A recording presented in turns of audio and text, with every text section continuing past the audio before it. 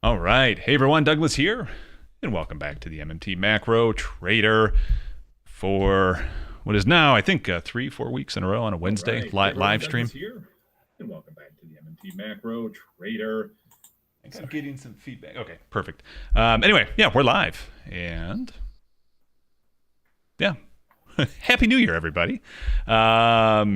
Markets. We'll start off as people get in. As always, if you're coming on in, make sure you hit that like button. It gets the YouTube algorithm going. And yeah, welcome. Let's see. We're going to kick things off tonight talking briefly about markets. Howdy, Ro Honora. Welcome back. Thanks for saying hi. Yeah, if you're in the chat, say hi. Let us know you're here. And if you have any questions, let us know. And actually, Hamel, Happy New Year. Yes, thank you. I'll mention this a few times, but we'll actually kick things off with this point right here. One of the issues we've ran into, and I've had one person reach out to me directly from the last live stream, and I know this happens. YouTube does some auto delete thing on comments. I don't know why, but it's just a YouTube thing that they do. Andrew G, welcome.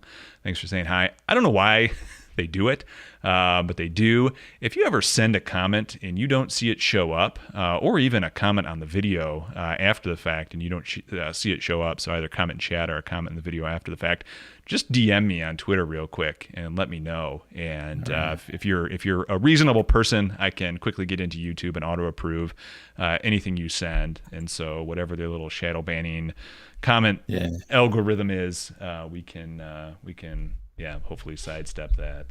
Right. Yeah, because we missed out an interesting philosophical discussion last week. Yeah. On Lobian universal machines. Yeah.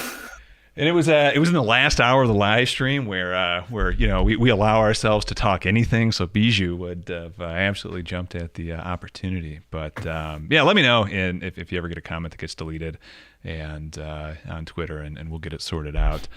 Anyway, tonight, the agenda, as you can see already with what I have on the screen, we're going to talk markets kind of quickly, but not directly. Really, since the last live stream, not much has happened. Obviously, we had the New Year break, and markets have stayed pretty darn range locked. And the big thing, I guess, to talk about is this week is just a massive data week starting today, FOMC minutes. Tomorrow, we have the weekly jobless claims. On Friday, we have unemployment and the monthly jobless data as well. So just a massive week for data. And in the market conditions we've been in, any one of these data drops could be enough to kind of finally shake this market up, the negative gamma situation that it's been in for now pretty much an entire year. I think we hit all-time highs in December, at the end of December of 2021. So we've been in this circumstance now for a year, but to kind of start that data drop for this week out, we had the FOMC minutes come out today, and surprising nobody in our neck of the woods, the Fed is still seeing inflation persistent, and they're not exactly seeing their rate hikes work, and that they still see higher rates for some time to come. So that was the big news for today out of the FOMC minutes. Shook markets a little, nothing too much, but yeah, we've kind of beat this horse, this dead horse, quite a lot. I mean, we can certainly chat about it for a minute, but to those in the MMT circle, I think this is no surprise. I don't know, Bijou, if you have any thoughts on what the FOMC had to say today. You probably didn't even you didn't read the minutes. No. Well, Douglas follows the Fed, and I follow the Bill Mitchell and stuff like that for a kind of a global international perspective. But there's a lot of couplings in the macro economy at the mesoeconomic level that the MMT doesn't necessarily talk about. So you just got to be aware, if you guys are on social media or talking with your family, that it's not always just a simple direct causal story, as we probably will discuss. That is very much that is on the docket for tonight. Yes. Yeah. But as Douglas will argue, and I agree with, there are aggregates and fiscal flows that definitely have to have some sort of causal impact. And the more you learn about that, I'm sure the more we'll get into this topic a bit later. But the more you learn about that, the more you'll be able to fluently talk to family and that, and have some tolerance for them. With my family, it's always, they're not prepared to get into the sort of finer details. So crafting a good, simple narrative is sometimes all the time you've got available. So, but the more you have a backing, your understanding of what's really happening with the fiscal mainly, then you can, hopefully have a coherent story to tell people. Yeah, definitely. That's one thing too that we'll get into. One of the good questions last week that came up that we wanted to kind of continue on and make try and make an effort to continue to push towards is just giving some good ways to think through, talk through MMT concepts alongside of the other research we're doing. And the other thing too is, even if you're not active in financial markets, but you're still enjoying what we're doing here, just being able to use MMT and approach it or approach conversations that take place in the stock market, or conversations that take place about the stock market or about kind of the finance world. I mean, there's so much that intersects there that it is good to, if you are just trying to reach the masses. It's a good it's a good place. It's a good kind of touching point there. So yeah, one of the things we want to keep in the back of our mind too is how to construct, just ways to think about this stuff that is it can be memorized and easily transmitted from one person to the next. Right. Let's see. I do have on my list a list of things that we will cover. I've been meaning to run through it. So we're going to talk about the Fed rate hike. We've kind of done that at this point. The FOMC minutes, again, not too much there. We have an apology that we need to make. Let's see, a couple other things that we're going to hit on tonight. One of the things that we'll spend some time on is some research that I've been doing on margin debt. It's something that we've been looking at for quite some time. And kind of to steal our thunder, Steve Keen posted a great blog post that we'll take a look at. And then we'll do some validation using some of the tools and analysis that we've been looking at. Kind of interesting that we've been looking at some of the same data in kind of parallel fashion. And so we'll see if we think Steve Keen was right or not. And kind of dive into a handful of different topics. And along the way, ask your questions. By all means, the questions, keep them coming. Yeah. They're a lot of fun. I'm looking forward to Douglas's take on Steve Keen. He already went through it with me, chat, but I'm gonna gain something from going over it again, I'm sure. So stay in for that. If you can stay in, that'd be great. Or watch it later. Yes, yeah, these do. We're gonna put timestamps on these when they go back up on YouTube so that they can look at. They can jump forward. My understanding is after a couple days, and I can look at the other videos and see if it ends up doing it. But my understanding is YouTube automatically will put the timestamps. Okay. So, really? Well, but pretty amazing. I think what they do is they have some sort of algorithm that can see when topics change, and then I've had videos that got auto timestamped. So, but yeah, it's probably something I could do. I could start writing down when we finally shift. Or you know what? I think I can get an app that will just do it for me, where I can just push a button, and then it marks it. Go ahead. Yep. Sorry. No, it's all right. I did a couple things too.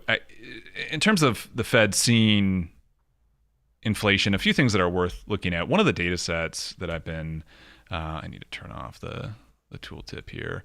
One of the data sets that I've been looking at is recently just kind of playing around with. One of the things that I want to do is, I don't want to say a 1-to-1 ratio here, but spend a good amount of time also on top of spending time kind of looking at what are the causal factors to markets, understanding markets. I also want to spend some time kind of just trying to prove the overall MMT thesis as well, and doing slightly more academic style work that isn't directly market related and not necessarily going to benefit that aspect, but just benefit kind of the community as a whole. And so one of the things I've been working on is the kind of what's the dog, what's the tail when it comes to inflation, when it comes to the Fed rate hikes, and one of the data points that I've been recently working with is average hourly earnings.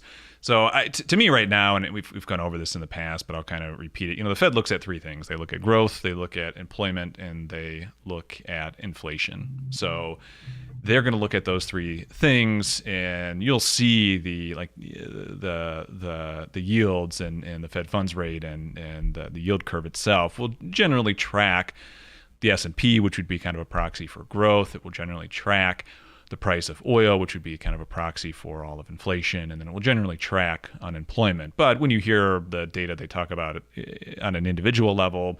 Obviously, they'll talk about employment level, wage pressure, those sort of things. They'll take a broader look at inflation via CPI and other elements. But one of them that I've just been dealing with is average hourly earnings. And from the last print of this, in terms of rate of change, we've actually seen a bit of a pop here. So some of the things that, and again, this just gets to the whole idea that we're going to witness one of the more interesting experiments that has ever been done on the economy, given that the Fed is seeing inflation and they're going to continue to push rates higher, which will also push the cost of money higher going forward. And we're seeing this in an environment that is having kind of sufficient deficit spending, right? So the last two major crises in 2000 and 2008, we saw a complete collapse of the deficit in real terms year over year, right? So to a certain extent, too, we saw that heading into 2021 into 2022 due to the tax receipts that we had in. But we're kind of out of that window now, and we're going to see a very strong acceleration of deficit spending again. So for the first time ever, at least in kind of modern banking, post 1970s, post World War II era, we're going to see essentially an experiment play out in real time, where we're going to have the Fed hiking rates into an environment that looks kind of ripe for, at least the way they measure inflation, to continue. So we're not seeing things turn over. But what is interesting is when you correlate inflation with kind of the S&P, or I'm sorry, not inflation, but rates with, say, like the S&P or oil, or and this is the chart I wanted to share, a chart posted by Variant Perception, which is the fertilizer price for 1 month or forward 6 months.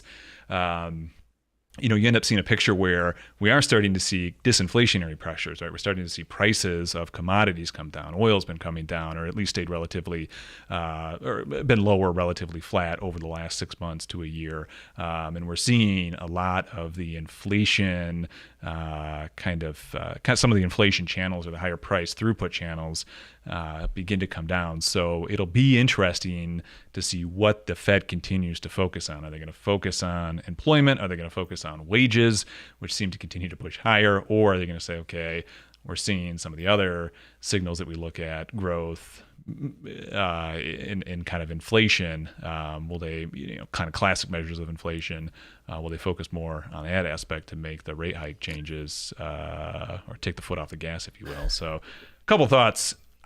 At the end of the day, the Fed is autonomous, whether they know it or not. I don't know if you had any thoughts on that. I know the market watching isn't your MO, but I did want to at least finish that thought before we jump on to the fun stuff tonight. No, I thought that was a good summary. I often wonder, though, if I bothered to have a peek at the Fed minutes, whether they are discussing the real wage and have a decent analysis of inflation.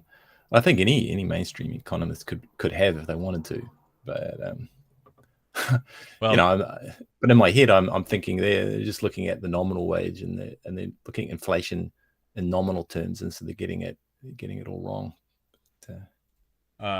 Just something I wonder. I'll post the link to this. Oh, to this moment's FOMC minutes in the chat. You can read them later.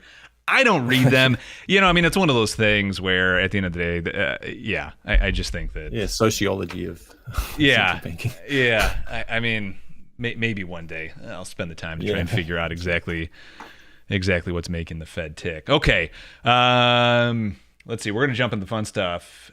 I'm getting lots of likes already on the video. I appreciate that. Hit that thumbs up button. It drives. Yeah, you guys know the deal. If you are watching this too down the line, make sure you hit subscribe, turn that notification bell on, so when we do go live in the future, you won't miss a thing. And then again, if you have any questions along the way, let me know. Okay, topic of the night is going to be on margin debt, and I'm gonna kind of explain this again to Bijou as we go along, and he's obviously looked over the article I'm about to share. But I did piece together some research on this, and we'll just have fun looking at it. So Steve Keen, I believe this is public, and I can actually put this. I think it would be everything before the question marks. Let me drop this in the chat as well.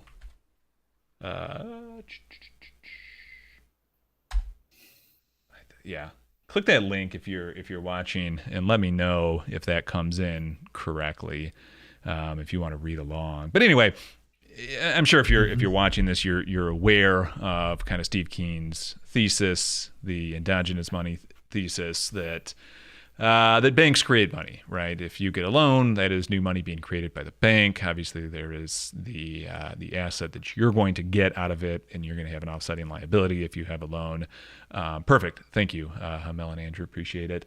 And the big point that Steve Keen is trying to make with this, and Bijou, you can jump in and maybe explain in slightly more thorough terms. But the big point that he's trying to make with this is that actually creates demand when the loan is created. Am I getting the summary of that good enough? Yeah. Creates demand. Yeah. Claims on resources. Yep. You take out credit. Why do you do that? Well, you want to buy something. Why else? Yes. So that becomes someone else's income, and to them. So what I've got in my latest blog post there is that you're taking the filthy, dirty bank money, but then when you sell something, the seller is thinking of it as clean, green government money. They can pay their tax liabilities with it and do whatever they like. So the bank credit issuance is creating demand, and demand for real resources, and that drives the economy around. If it's a monetary economy and not barter, so it's kind of like just basic logic. The problem is, of course, the promise with the bank is that you have to repay them. So it creates a fragility in the system if you don't have. I'll talk about this a bit later because I got one apology to make, so that'll come into that. So I'll let you go back to Steve Keen for now, but just make a bookmark Absolutely. of the endogenous money story has a little bit more to say about that. So his big point in this blog post is that margin debt is causal to stock market prices. And intuitively, this makes sense if endogenous money is correct, which I'm pretty convinced of. And then, for our sake too, especially what I'm trying to do here with MMT Macro Trader, what I've done here with MMT Macro Trader, right, is how valuable, the question I would ask is, how valuable is this data for making decisions with investing? And eventually Steve Keen will give his opinion at the end of this article in terms of where he thinks the market's going to go. And so margin data has always been one of those things that I've been, no pun intended, very keen on here. Because it just seems like the data that would be closest to the stock market. So I did some research. We did some breakdown of that, and I'll show you in just a second once I kind of finish up summarizing Steve Keen's article what it is that we found. But anyway, he goes over kind of the economist take on all this, how it intersects with classical theory, etc. And then he just kind of goes on to explain margin debt to GDP hit the highest peak that we've seen since the run-up prior to the Great Depression. I have to admit here on the margin debt to GDP, I was a bit suspicious of getting the ratio of margin debt to GDP in terms of the causal impact it would have. That's kind of my hypothesis ahead of time, if you will. And but I went ahead. I mean, you'll see. I did go ahead and compute this, but still, there's no doubt that we had a massive acceleration in margin debt as a whole. So he talks about margin debt to GDP, and then he gets into. Does the chat know what margin debt is? Yeah. It's a good question. I'm glad you're here to ask that question, because maybe I am. Because I'm the chat here, guys. Yeah. I mean, I'm going to say some boneheaded things, and you ought to correct me if I'm wrong. Yeah. So. If you want to buy shares and you don't have the money to buy shares, investment banks are happy to loan you that money.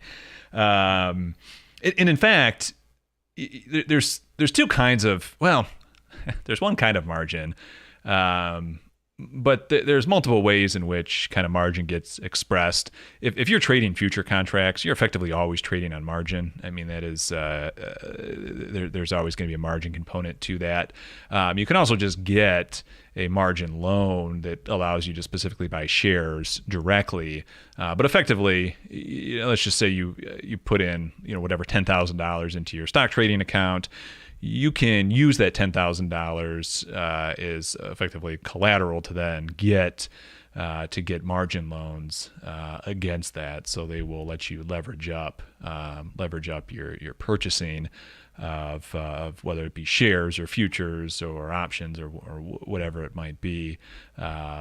If you're using TD Ameritrade, if you're using Schwab, if you're using whatever, or Robinhood, they'll let you do this. They'll let you get margin loans, and obviously the investment bank will take their hefty interest cut. But and as opposed to 1929 these days, there's limits on it, right?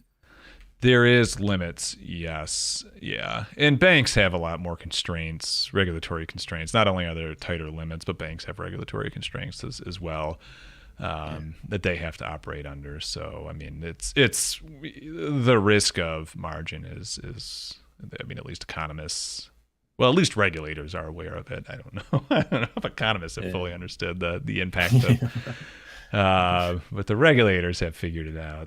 So that's margin.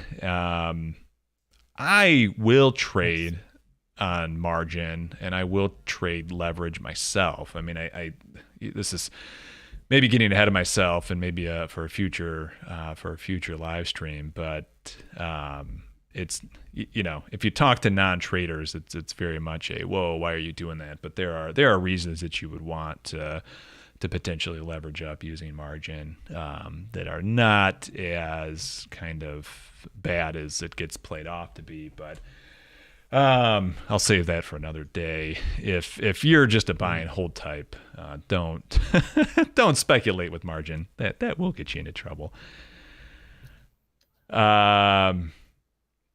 Let's see. So that's what margin is. Margin to GDP is one of the metrics that Steve Keen, thought was a good baseline, and it makes sense. I mean, the overall margin, total margin debt load. I mean, you have to divide it by something. You'll see oftentimes online when there's other kind of macro analysis that macro practitioners will divide margin by like the total market cap of the NYSE or something like that. So that's another way you can do it. And there's no doubt that from the post-COVID kind of financial crisis that we had to the boom that we saw heading into 2022, there was a massive acceleration, without a doubt, of margin debt, no matter how you measure it. And then he talks about the rate of change of margin debt, and this is where effectively you're starting to measure the rate of change, the flow. You're getting closer to what the impact would be of kind of the new margin debt coming on.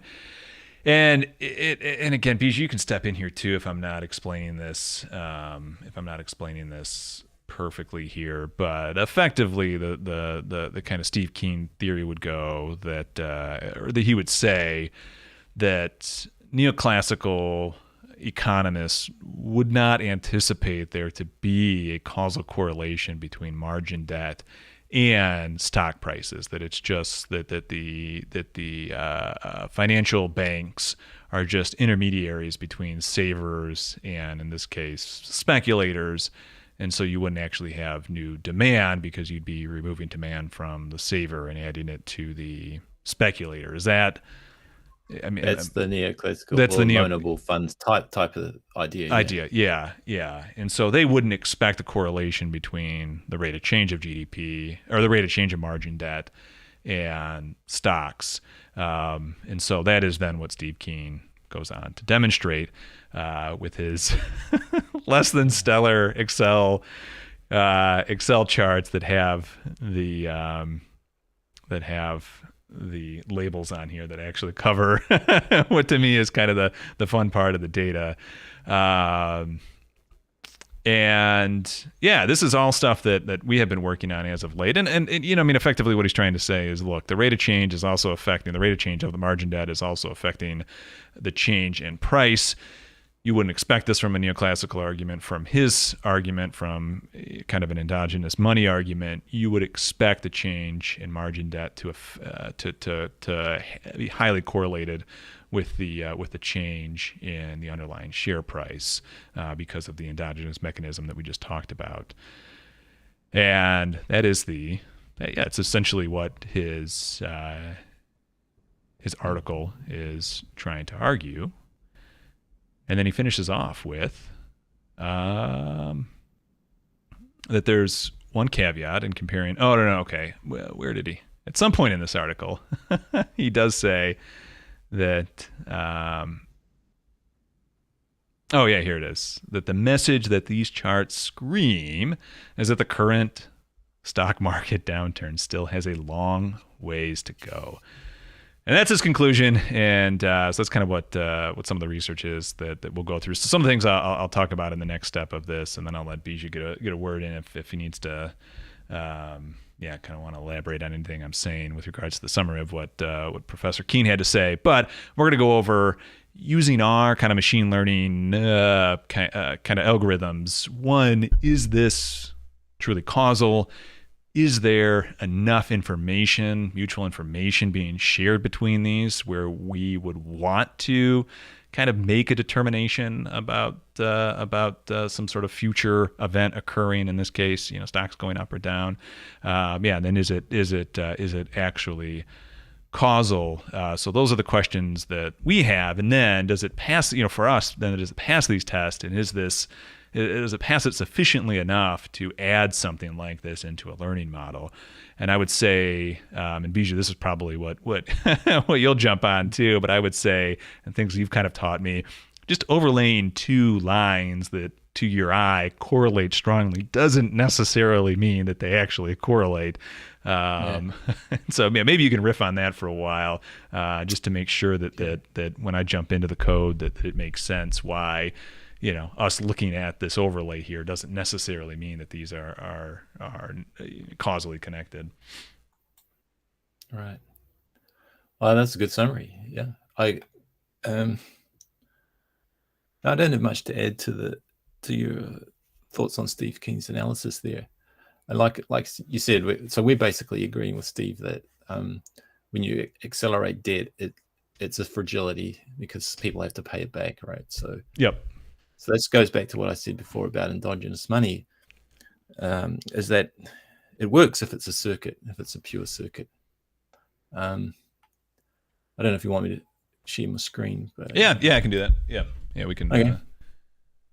So just the note. Do you want the notepad? Notepad right. there for now, and this will also give me a chance to make one other apology. Okay, so. Oh yeah, so this was the endogenous money circuit that I described last week. The endogenous money circuit is just the horizontal line. No government, right? Don't really need government. And you can run an economy with an endogenous money circuit. So banks create all the money, and in order to spend, the government will then be forced to borrow from a bank. Okay, now that actually is the post-Keynesian or neoclassical story. Well, neoclassicals don't think money is important. So I'm right. You know, this is the kind of boneheaded thing that I'm likely to spit out. Okay, so people jump on me and say, well, neoclassicals don't even understand banks. They think banks are just intermediaries, like Douglas said. So we're more post-Keynesian here because we MMT is a superset of post-Keynesian economics. Just put that out there, and so.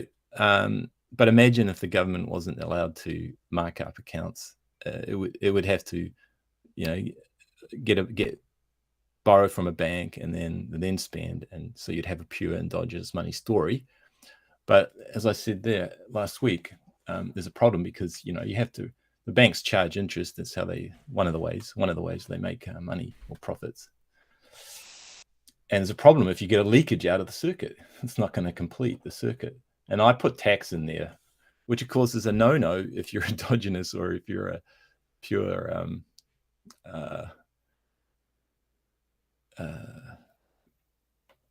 purist about endogenous money. So the actual leakage would just be savings if there were no government taxing us. So savings are like a voluntary tax on someone else, on the whole economy, because a saver is just waiting to spend in the future, and it removes money from circulation. So if you get too much saving, and of course you can't really force a saver to spend if they don't want to spend, if they've already accumulated a lot. So it's a problem for the endogenous money circuit. You have to have banks creating more credit. Well, if they're not going to go to negative interest rates, that just means there's more need to repay, and the whole thing just balloons in private debt. There's no government to bail anyone out, and so it just it'll collapse. That's what Steve's models show for the Minsky crisis. So what can stop the collapse is use exogenous money, and a government can just create money, same as a bank, right? So it's like the way they create it is no different to a bank. They just type numbers into spreadsheets. And of course, it's not a simple matter of don't ever say printing money. It's not printing money, right? It's voting that has to be done in the parliaments first. There's all sorts of self-imposed constraints, some good and some bad. Like bad would be debt ceiling. Good would be, well, we don't want to spend so much that we're just, burning up the environment and wasting real resources. So that's what MMT focuses on, real resources. So there are real limits to how much the government can spend without incurring inflation. And to an MMT, inflation is just a signal. It's not a crisis or anything. It's a signal some real resource limits have been met, or that there's some monopolist out there, like oil cartels, that are fixing prices. And if they're going to do that, and the government is going to let them do that, the government response can always be to issue more currency at the base to support people who want to buy the stuff. But yeah, so I just make that apology there. I don't know if I had too much else on the margin debt, but there was this idea of the forces, the generalized forces in the economic system. Yeah. So I'm not sure what the segue is here. Maybe while I'm on the apology, let me just get it done. So hopefully that's clear for now. I don't have to go over that, but if you want me to, just let me know. I can. This is for people who are quite new to MMT. Yeah. That this layer here is the endogenous circuit. Yep. Because eventually, you have to repay the. You'll have to repay the bank. So if there's no taxation, so ignore the tax for now. What you're going to have to do to complete the circuit is repay the bank, the primary. So all the money you borrowed, plus the interest. Okay. The blue is endogenous money, and purple here is what you'd say exogenous. Yeah. If you swallow and buy the MMT story, which a lot of people don't, right? So a lot of people still think the government has to borrow from the banks, from the private sector banks, their own currency, which is your own currency. Which is, one of the points. One of the points to make. I mean, if that is a belief, if that is a worldview that makes sense to you, the U.S. has actually gone to effectively a full endogenous system. That the government has given up its exogenous right. Abdicated its right 3 times. It was before the year prior to the 2 years prior to 1929, the year prior to 2000, and then once again the 6 months prior to 2008. So we've tested whether we like it or not the pure endogenous system before, And You've tested it. yeah, Fails. yeah, terribly. It always gets bailed out by a Yeah. government and decides Yeah. to discover that it's Yeah. a monopoly. That the government. Okay, so here's the thing that I also blogged about. We might be able to go through my blog later, but this is critical. So if you want something from the horse's mouth, Yeah, Hamel, I think you're right. Positive. That is the belief of positive money. okay, MMT. This is direct, right? MMT is oh geez, I'm gonna forget it now because I don't want to misquote. You see, I want to get it right On your blog? Yeah, specifically. Yeah. Which, by the way, we are going to clean up that blog and we'll repost those with a few extra things as well, or whatever on the Patreon feed. So check those out there. If you're a Patreon member, we'll be posting. Okay, those. this is going to get Rob really angry, but it's okay. Commenters, our viewers, yeah. Yes. So, so here's one definition of MMT, and it's the most succinct that I've been able to really come up with. Yeah, you can read the book by Mitchell, Ray, and Watts, and I think you'll find that in the textbook by Mitchell, Ray, and Watts, there's nothing inconsistent. I haven't finished reading it, but it's a consistent story. So it's like a neoclassical economist who can tell a consistent story. And the question is, once you've told a consistent story, it's a question of then, well, does it match reality? Okay. So if you're going to tell a consistent story of MMT, a good way to start is that MMT is recognizing currency as a public monopoly and the implications thereof. And that is why MMT is not just accounting, as Steve King says. And if you want to see my little burn of writing, my little critique of Steve, Steve's a good internet friend for me. He's got a nice guy. So yeah, don't go reposting my stuff. It's just for me writing my thoughts down, and it's for you guys to read if you want to. So it's not just accounting, right? MMT is recognizing there's a public monopoly for the currency, and that's the government.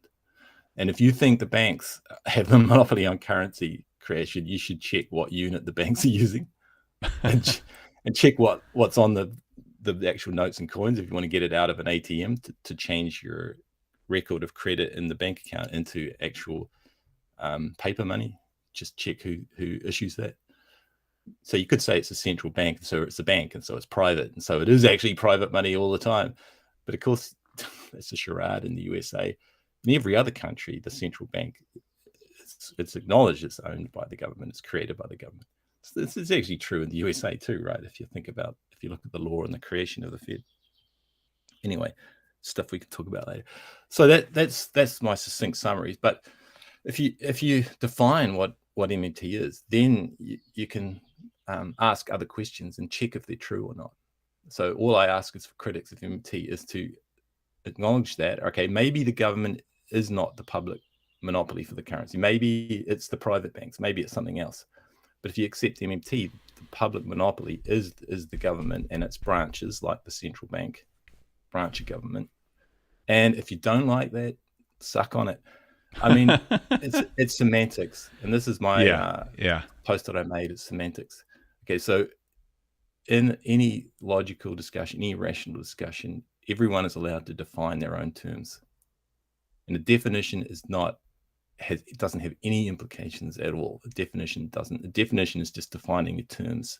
So if you define MMT in this way, then you can use the definitions to make other meaningful statements, and it's a matter of then interpreting those.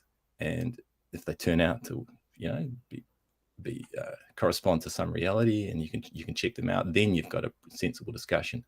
But you don't have a discussion if you're both using different definitions. Yep. So okay, I'll get back to Rob in a second. Firstly, I just want to say I apologize to Doug Bott. Doug Bott 0. So this is a new section of today's discussion. We're gonna go off the rails for just a minute here. Rails for a very second, right? And then Speaking about defining your terms and being specific with your language, I know. this has been driving Bijou nuts for a week. So it's been driving me nuts, losing me sleep. Okay, so Doug.0 is the Bayesian system that Douglas has got going, and it's doing a really good job. But I called it Samuel. Okay, so that was wrong. So I think it's Thomas Bayes who is the guy who did a lot of the foundational work on Bayesian statistics, so conditional probabilities essentially. I called it Samuel. I called Dougbot0 Samuel last week. I'm sorry, Dougbot. My apology. Thomas. Samuel is a guy. Sam Bayes is a guy I was working with. He was a grad student nuclear engineer at the University of Florida, and he was just a guy I met over a few summers of working. I was a postdoc. He was a grad student, and he knew more nuclear engineering than I did, right? Because I was a physicist. I'd just come to join this space propulsion group, and Sam was just such a nice guy. He helped me out on a few heat exchanger thermodynamics because we're doing magnetohydrodynamic power generation, which is very high temperatures. You need pretty decent heat exchangers to run the system. And Sam was just such a nice guy, so generous, so friendly and very smart. And I think somehow my brain just thought of Bayes as Sam Bayes. That's where they came from. Apologies. So it was. I think Dougbot0 is Testy Thomas or something. Testy Thomas. That's that done. The good thing is, Thomas was so naive that he didn't even catch the mistake. That's my math joke for the night. Indeed. Yeah. Indeed. That's for the math guys.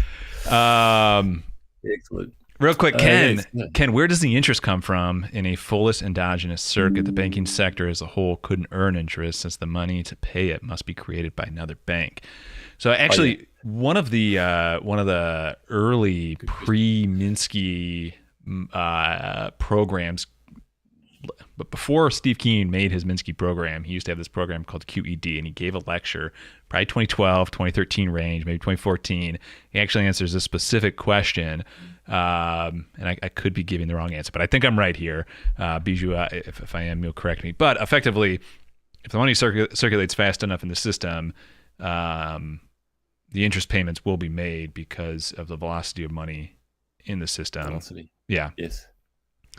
Yeah. So you have to endlessly chase your tail and just keep on ramping up the circuit higher and higher and higher. And So like in theory, it could go on to infinity. But if there's any, because it's money, right? It's a money circuit story. So what Steve Keen might say today is that you can't ignore energy in the role of production. And so once you realize what those ramping up the economy to grow even more. So your GDP, which is a real output, if you think of it in nominal terms, if the GDP is growing nominally, your number of sales is growing. And so the banks can always issue more money that will pay off the previous interest. Okay. Now to a math guy or someone, they can kind of understand how that works, right? It's an infinite system. It just goes on to infinity. But to any real economist like Steve Keen or Randy Ray, it's just going to something has to break because you can't go to infinity. Yeah. So you're never going to get infinite velocity of circulation. The other way to say that is you can run an entire economy with one single dollar note. Just circulate it fast enough. It ends up going at the speed of light. That'd be hilarious. I mean, what you'd have to have. Try it with your family. You could do that with your family. You'd have to have. Probably. I mean, what's GDP in the U.S., right? You'd have to have that thing pass hands trillions of times a year, right? Probably already is light speed. Yeah. Yeah. That's pretty funny. That's pretty funny. You do that. You do the one thing that that one town did outside of Germany, where you have your currency expire. But in this instance, yes. you have $1 that expires in a right. a millionth of a second. That's a hot potato. You just got to move on. Everyone's eating at the speed of light too. But yeah, no, in principle, because it's a fictional system, it's a mathematical system. So if you do the Ken, mathematics right, once you got the note, you Yeah. lose it, and the system would collapse. Yeah, yeah, oh exactly. yeah, totally. Yeah, Someone yeah, puts it through the washing machine. yeah, yeah, exactly, Man, exactly. you know, they've just become a massive drain on the Yeah, economy. yeah, yeah. The That's bank hilarious. has to go and reprint that one note again. Yeah. What's up, WWE fan? I think your name was Josh. Welcome. Yeah, chasing infinite growth on a finite planet. Yeah. It does seem. Can I be a nerd? Yeah, fire away. Technically, a dilemma is like when you've got like three, like A or B or C or something. So, but yeah, no. In common language, it's not even a dilemma. It's just an impossibility. It's not even a paradox, because to have a paradox, you have to actually have the possibility of infinite growth and the possibility and the reality of there's no infinite growth at the same time, right? So you in a dilemma, you choose which one is true. So you choose that infinite growth is not true. So that it's not a paradox. So dilemma sets up a paradox, but only if each part of the statement is true, and then you've got a paradox, because they can't all be true at the same time. But yeah. What else have we got here? Are we going to just start answering questions? And all the stuff that I had to say today is going to go out there. Let's see. We got something else possibly coming in. Give me a second. I guess. Yeah. Good. A drain of aggregate demand. Yeah, down the drain. Washing machine. Okay, couple points. We'll get back on, because we do. I do think I have some fun stuff to show tonight. Not that this isn't fun, but shocking things that they don't want you to know about are about to be discovered tonight. One of the things I before we switch back, one of the things I just want to reiterate with regards to endogenous money, exogenous money, the MMT, kind of the MMT case, is that no matter the semantics that you use, or the definition that you use, as Bijou was saying, you want to use definitions that you can then correspond to something in reality. And then you can actually go out and test, right? And I mean, that is what I've been attempting to do with MMT Macro Trader, what I've been attempting to do since, I think it was 2013 or whatever it was, when I first watched that Warren Mosler debate and everything clicked. And I mean, that is really key. We can debate semantics. I don't care. But what I need to be shown is that that things work in the opposite direction of what it is that that MMT says, and then show it to me in the data. And that is, that's really the endeavor. And when we're not live streaming, I can tell you that's what Bijou and I are working on to really finally prove that once and for all. So that's going to kind of jump us back into the data discussion. Bijou, if you had anything else, fire away. Yeah. Once and for all, if you take the definitions and accept a few other little theoretical frameworks, because I'm sure someone could go to a massive effort and tell a different story to MMT, just by using some semantics that, well, I don't know. If you want it to be pure endogenous money, you really have to pervert some of the things that you could probably measure in the real world. So if you're prepared to do that, I'm prepared to read it. But I'm telling you now, you might be wasting your time, because you've got to first look. Okay, so the other thing is, when Warren Mosler's statement there, what it says, that MMT is recognizing the currency as a public monopoly, you've really got to understand that is a huge claim, right? Because it's also recognizing that a monopoly it's a monopoly, so it's also legal. So currency is also a legal creation when you're talking about a state currency, and the banks are set up through the law as well, laws and regulations. So that's why, again, I say MMT is not about accounting. But even the accounting system, it's also a function of the law and regulations. So it's all of that. It's not just a banking system. It's who creates the law of the land. Because even if you think you've got endogenous money, a government that's sufficiently powerful, has an army and a police force, they can change that I mean, they can create an exogenous money system anytime they like, or they can pretend that it's not exogenous and just use the banking system to put people into debt and to chase that story of ever infinite growth to close the money circuit even when there's savings leakages. Yep. All right. So where does that leave us? Let's go ahead and jump back to. I'll bring up the code. I mean, let's do this. Let's go back to the Steve Keen article, and we'll dive into that discussion. I have to. Quick sip of water here. Hold on one second. Sip of water, okay. So then that gives me a chance to quickly do the Rob thing. Can I do that? Yeah. Do you want to bring up your screen again? So we got some comments, I think, on the YouTube, which I don't have time to really read. But tablet or screen here. No. Do you want your tablet shown or your screen shown? No, if you want to show the code, that's fine. I don't need to. Okay. I can just talk about it. Good. Yeah, fire away. Yeah. So there's a guy who's a critic of MMT. You find him in some of the YouTube comments sometimes if you bother to read them. Okay, so unlike some other MMT YouTubers, like I just want to get this out there for now, and I'll probably repeat this again later if we come back to it in later weeks or months or years. Okay, so this guy Rob, I'm going to probably straw man him a bit because I don't really fully have time to read all his thinking. So when I do that, I'm going to create this other entity, and when I do that, I'll let you know what this entity is. It'll be based on a physicist. But if you do come across Rob for real in real life or in the chats, don't hate on him, okay, guys.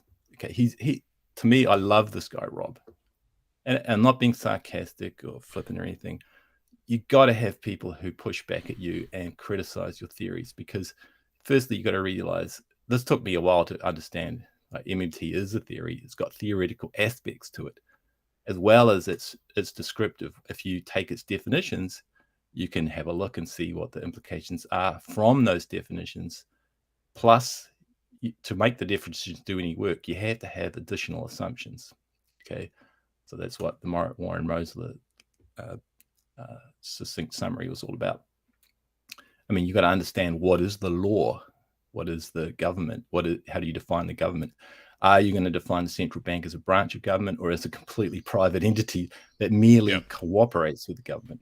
But then if it's fully cooperating, is it even semantically different to the government? All those things you've got to sort of define terms about, and then you can talk about things. So if you define the central bank as always going to be a private entity, then you can't use the language of MMT. You have to decide which territory you're going to debate and argue on. You can't be choosing different playing fields. You can't play a rugby game on separate fields. Okay.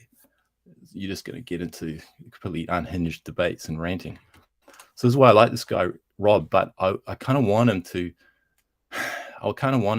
Invite him to talk to us to see if he can actually put his head into the mind of MMT and then tell us why we're wrong. Yeah, because it's no good if we could do the same. We could put ourselves into Rob's head and figure out why he's wrong.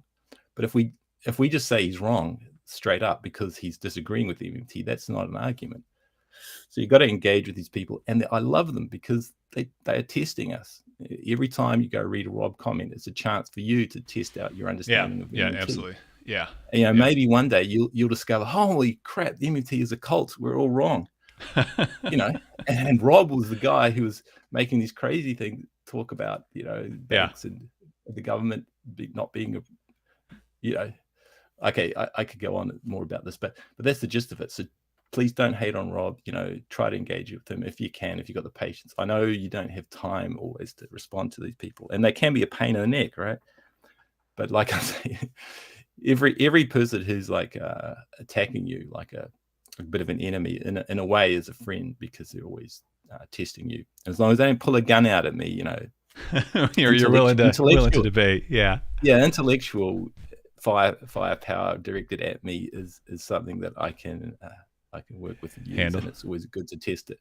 So I don't know, later maybe we'll pull up Rob's quote about gold and get into that, because I'll tell you this, he's right. He had something right that Douglas, talked over with me yesterday, that he said, people do shift gold around. And so last week I said, no one uses gold or shifts gold around anymore. Okay, so this is the thing.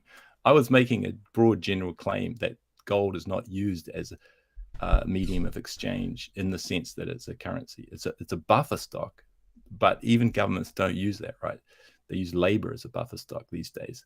So when I said gold is not moved around or traded, obviously, clearly I was making a kind of a more of a rhetorical point there. And so Rob called me delusional, but I don't mind that.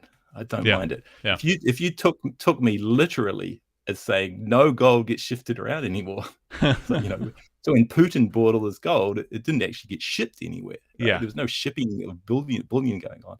Well, then obviously you could prove me wrong, because literally I didn't mean it literally. So when Rob calls me delusional, I don't care at all. But I'm really interested in what his story of what the gold supply is used for, and it's used as a commodity, as a buffer, as an inflation hedge, as a way of stabilizing your exchange rate, which MMT says you don't need to worry about that. But that's the discussion that I'd want to have with someone like Rob. If he was generally interested. So what I'm going to do in the later, maybe next week or in the future, is set up the straw man Rob, right?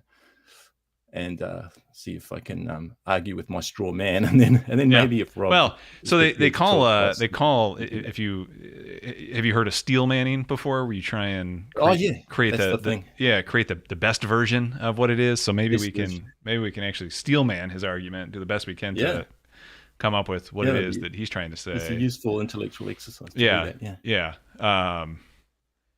Cool. Okay, back to the code there. So to steel man the MMT argument, here's how we think of things. And this is the stuff that I would need to see to change my mind. Going back though, real quick, just summarize. We're going to jump back into the Steve Keen argument. So if you're just showing up, I'm going to jump to my Chrome tab here real quick. Show the blog post one more time. Steve Keen, margin debt levels not seen since the peak of the roaring 20s mania, and it's falling. He effectively shows the rate of change of margin debt is causal to the change in the S&P. This is something that we've been working on as a potential factor for our learning models, our neural network that we're piecing together. And one of the things we're doing right now is just massive factor validation, feature validation, try and figure out like there's what we're really looking for is there's a unicorn out there. There is a nugget of gold that exists. We have our suspicion of what it is. It's probably the last thing we're going to work on. I've ran a few tests so far. Yeah. It's probably what I call fiscal flows, but it's probably the government spending. It is the force. It is the initial cause that causes everything. But certainly the endogenous money story adds into that, and there is no doubt that that bank credit expansion, private debt expansion causes the economy to is effectual to the changes in the economy. So margin debt, again, that's debt that you use, that you can take out to buy shares of stocks. His argument is it causes the change in stocks. His argument is also that that it's correlated, it's causal, and his final argument is that the current stock market downturn has a long ways to go. I want to validate those three things using our machine learning tools for feature validation. And so that is what I pieced together here. Yeah. That is the summary. And we'll pull it up. Okay. I am a bit of a brutish coder. This is not going to be the prettiest. This is not going to be the prettiest. Import statements there. Yeah. Talk this about code reuse. Yeah, this is not going to be the prettiest code ever, but you know what? It gets the job done. And I'm going to walk you through what we do. And I mean, this is kind of how, again, if we see something, when you're building any model, you want a valid, logically kind of a logically valid model. MMT is that kind of framework, right? You want to understand the proper sequence of how that model works, what is going to be causing what in your model, and then you want to look at those causes. In this case, we're thinking that margin debt causes changes in stocks. You want to look at those, make those hypotheses from your model, and then you want to go out and find that data. And ultimately, again, for us, we want to build an even better trading bot, an even better macro assessment using deep learning, using artificial neural networks. So then you need to validate and be damn sure that the data that you're looking at and that the first test that it passed, which is going to be that, hey, these lines correlate on a chart, that there's actually information there that is statistically significant and causal. So these are the steps that we're going to take on every feature, and see how they come out. that's causal is the key one, because Yep. in statistics you're not allowed to talk about cause. There's no such concept. And if you want to get philosophical, there's no concept of causality even in physics. All we have is the light cone structure of space-time. So you've got a past light cone. Apparently, if you have enough data in the past light cone, it's enough to predict or forecast the future. But there's no account of why that happens. You can talk about quarks and electrons and all that, but they're just following rules that you've also discovered through statistical kind of experimentation. So it's really a no-no in statistics to talk about causation. But we're not statisticians. Right? We are thinking creatures. We do have metaphysics. And we know that even if we don't understand what the fundamental forces of nature are, we can infer that there is something there moving things around. So a neural network can really help with that when you've got something like an economic system, because it's damn hard to, you can build a Keen-Minsky model, which does have generalized forces in it. I think I'm going to have to skip my whiteboard on this because I'll just talk about it. But if you want it, if we have time, I kind of do. I mean, I do want you to do the whiteboard. You want me to do it? How about this? I have teased enough. we're an hour and 8 minutes in, and I've teased. I'm going to show him. You think I tease him more? I should tease him more. Oh, God. I don't know, man. Depends whether people get their jollies looking at numbers. Let's do this. Let me show him, cool. and then let's jump back to because one of the things we've been kind of discussing, Bijou and I, back and forth, is like this idea of what we're really trying to do is physics on the economy, or at least on finance. Well, everyone else is trying to do statistics, and That's right. Exactly. I mean, it's the physics idea that we're trying to grasp here. So we're taking a measurement. We're colliding some particles in a big loop underneath Europe, wherever it's at. Yeah, Europe. and we're trying to figure out what we got. So here's what I got. This I'm going to hand this off to Bijou, the code off to Bijou. He's going to clean it up so it doesn't look like a 5-year-old pieced it together. And then we will post this maybe in a week on the Patreon feed, so you guys can have at this. And this is what I mean. I mean, this sort of research, no problem giving out and making accessible is valuable for everyone. So what I did, I pulled in the margin data. I don't know where Steve gets his data before 1997, but I know the FINRA data is legit up to 1997. So it goes back to essentially 97 because the rate of change, I have to cut off a few digits here. But we pull in the data, and you can see that data pull. And then just to kind of show you what the data looks like, we have the rate of change of the S&P, margin rate of change, exactly what it is that Steve Keen had. That matches up. The other thing, too, that he put in his article, and this excites me because this is one of the things that I've been realizing is really kind of part of that causal factor, and that is acceleration. So you have rate of change, but then you have effectively acceleration. And we don't exactly know how he's measuring acceleration. We couldn't exactly figure out the equation that he's using, but we think we've got it close enough. We took kind of what would be the one period acceleration and averaged that over 12 periods, which got us pretty darn close to what it was that he called acceleration in terms of what we could see his chart doing. But it does seem like the more we dig into this, it's not only the rate of change, but it's that acceleration. It's that next derivative lower. Anyway, you can see that there's the acceleration, and then also just a couple of columns to point out. I did pull in his margin to GDP idea. Again, my initial suspicion is that it wouldn't be as potent as just the margin, and there are other ways you can kind of normalize the margin level. But either way, I pull them all in to kind of test everything. So that's the data that we're dealing with. We have our data table. Here's the margin. So you were using you were thinking the actual acceleration of the margin debt, a higher order derivative, not lower. Oh yeah. I'm sorry. Yeah. Yep. So you were using the acceleration of the margin debt, whereas Steve Keen was. So that's. I think Steve actually brought Steve up the Keen acceleration, was dividing it by GDP. So he was kind of just doing a different scaling. Yeah. So I pulled in both. I didn't. Yeah, I mean, it wouldn't bother me if I was wrong and GDP had end up having higher mutual information. But I pulled everything in. What's that? It attenuates it, right?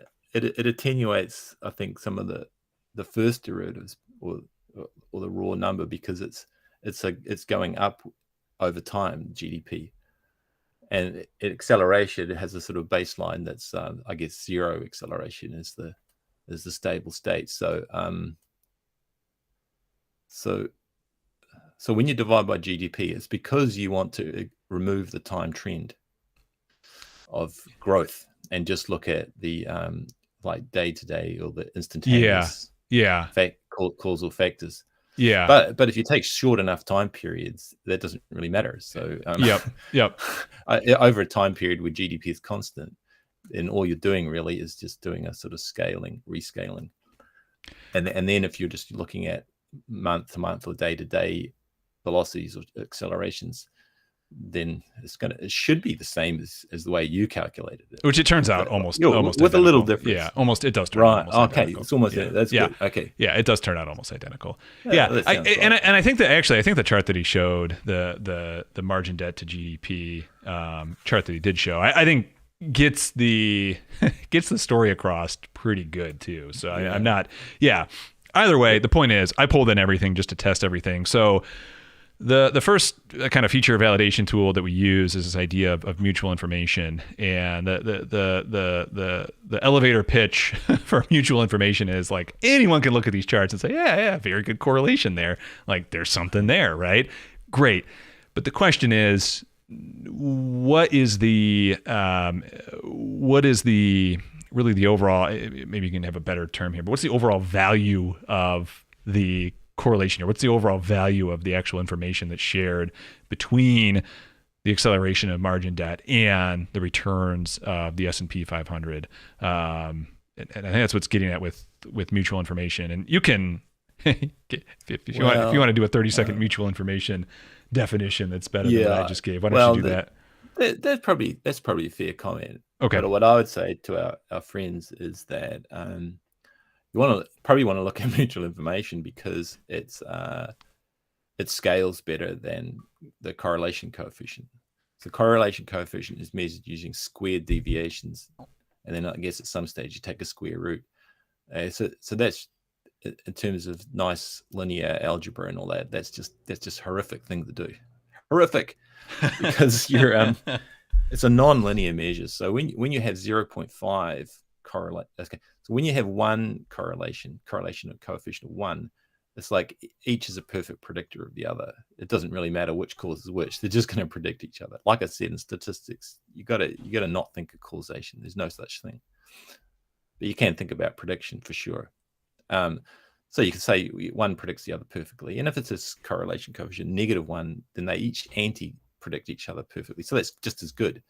You can just invert the data, and you've got a perfect correlation. So what? Steve does that with employment and GDP or whatever it is he does. Credit, rate of change credit. So, thing is, a correlation coefficient score of 0.5 is not half as good as 1. Now, if you know that, you'll know it's because it's a nonlinear relationship. If you know that, then it's fine to use a correlation coefficient, as long as you're aware of that. But you want to use mutual information so that you don't fool yourself. Because when you got even with a correlation coefficient of 0.8, some pretty random data can get that higher correlation coefficient, especially if you don't have big sample sizes. So it's a psychologically misleading thing to just look at correlation coefficients. You can use them in background calculations, but if you want to present your results nicely, that are sort of more that compute better with the human brain, you want to use a score or a metric that scales nice and linearly if possible. And mutual information just does a much better job of that. So if your mutual information between two variables x and y is 1, x1 and y is 1, you can actually have a mutual information score that's higher. So if your mutual information between y and x2 is 2, score of 2, then x2 tells you twice as much about y, or y twice as much about x2. Whereas x1 is telling you only half as much of the story about y. So you can use the mutual information better, but it's only good for comparing two variables at a time. It's not. It works best when you compare the correlation of your, say, target, which is, let's call it y, with two other variables, x1, say, and x2. So the margin debt and maybe the deficit or whatever. And then it's meaningful to compare those if you have the same sample size and a few other caveats. Yeah. So that's the thing. It's just, I think it's more of a problem of linearity versus non-linearity. And that's why you might want to look into mutual information and just get into the habit of using it. Even if you use correlation coefficients, do the mutual information as well. Doesn't cost anything to do it in a Python or R script. And so just use it if you can, guys. Yeah. Good habit to get into. So we ran it. And what do we come up with? What do we come up with?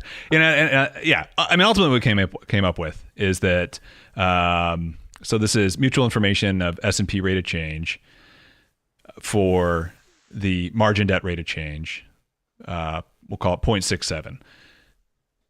Pretty darn good. I mean, when you hit 1, there's a lot of information there. And I would say a mutual information score above 1 in terms of what we're trying to get at here, like, that's going to be the unicorn. That's going to be the that's going to be the we're striking oil. So 0.7 is pretty darn good there. But you're supposed to divide that by baseline. So like if you had a random time series and looked at the mutual information of the random time series with your data, what would that be? You would get a non-zero mutual information. You might get like 0.1. Yep. Whatever it is. Yeah. So what we should really do, which we haven't done yet, is you divide by some baseline, and then we'll have a slightly better gauge. Yeah. But for starters, this is very, very meaningful. I did add in, just for kind of kicks and giggles, just a single period acceleration. Okay. Right. And the single period acceleration came out of 0.0. Or 0.08. Yeah, that's kind of like a good baseline. Yeah. So I mean, it's picking up obviously tiny little mutual information. So I mean, relative to just the change over one time period, we're seeing a lot more information being communicated with the S&P rate of change relative to the margin debt rate of change. Margin debt, for the GDP, it came in a little bit less. You can see that on our fourth entry here. And then for the acceleration, it came in at about half of what the rate of change did. What's going to be interesting, which we'll see in a second, is with the Granger causality, the picture changes just a little bit. But nevertheless, this yeah, I mean, it came in what we expected or what we would expect in this situation, and at least didn't completely fail the test. So it's again, it seems like there's something there, and this is certainly something that you could rely on to make to add in to kind of a learning model if it passes a few more tests. So we were pretty happy, or at least I'm at this point. It's exactly what you would expect, right? I mean, we have a theoretical model in endogenous money that says if you borrow money, that's going to create demand. We can look at some correlating data sets that we would expect to correlate based on that theory, stock price and margin debt, and we get shared mutual information when we compare the rates of change of them. Like, perfect, right? I mean, that's the first step that we absolutely want. Let's see. The next step was to run it against the. Oh yeah. Okay. Well, I'm going to jump back to this thing right here. I'm gonna go through the next steps first. The next step is to run Granger causality. So now we're going to go from do they share mutual information? I mean, essentially a nonlinear regression style analysis to what's the dog? What's the tail? Who's wagging what here? And that's where Granger causality comes in. And so, how to read this little snippet of code? Hopefully, this is showing up. I'm gonna zoom in one step. Yeah, the assumption of Granger causality is something in the past is affecting something in the future through these little impulses. But it's just doing raw statistics and a t-test or an f-test to get a p-value. So it's just you got to take these things with a grain of salt. Yep. The way to understand p-values and that is you're actually assuming what you kind of want to prove. So it's kind of logically invalid. It's like suspicious, right? Yeah. But then what the p-value does, or the f or the t-test, what it does is it says, well, supposing your assumption is true, here's the probability that the data would be what it is, assuming what you want to prove is true. Now, if you get your head around that, it's a useful exercise to go through, because then you can look at your p-value, you can understand it's saying something about your null hypothesis that there is no causality involved. But you got to understand what that means. Like I said, there's no causality in statistics. It's an assumption that something in the past is affecting something in the future. You do not know how. So the interpretation of Granger causality is all kind of in our heads, if you like. But we're assuming that the real world does have causality, and so the statistics, we can take the statistics and say it's meaningful in the real world. So it's really interesting what we get. Whenever you look on online tutorials about Granger causality, they're very clear to point out that you have to say it's not caused, it's Granger caused. Granger caused. So if I say caused, you can stop me and tell me that it's Granger caused. So here's how you read this test. And again, I'm glad you gave that explanation, because it is super goofy how you would read it. You would say the null hypothesis for the Granger causality test is that the time series in the second column, so in this case margin rate of change, in the second column does not Granger cause the time series in the first column. So if the p-value is above 0.05, we accept the null hypothesis. That there is no Point being, if you can't, of course a statistician would come up with language like that. I don't even think that's a double. I think there's a quadruple negative baked into all of that. I'll tell you, Python hacker did not write that. It was written by a statistician.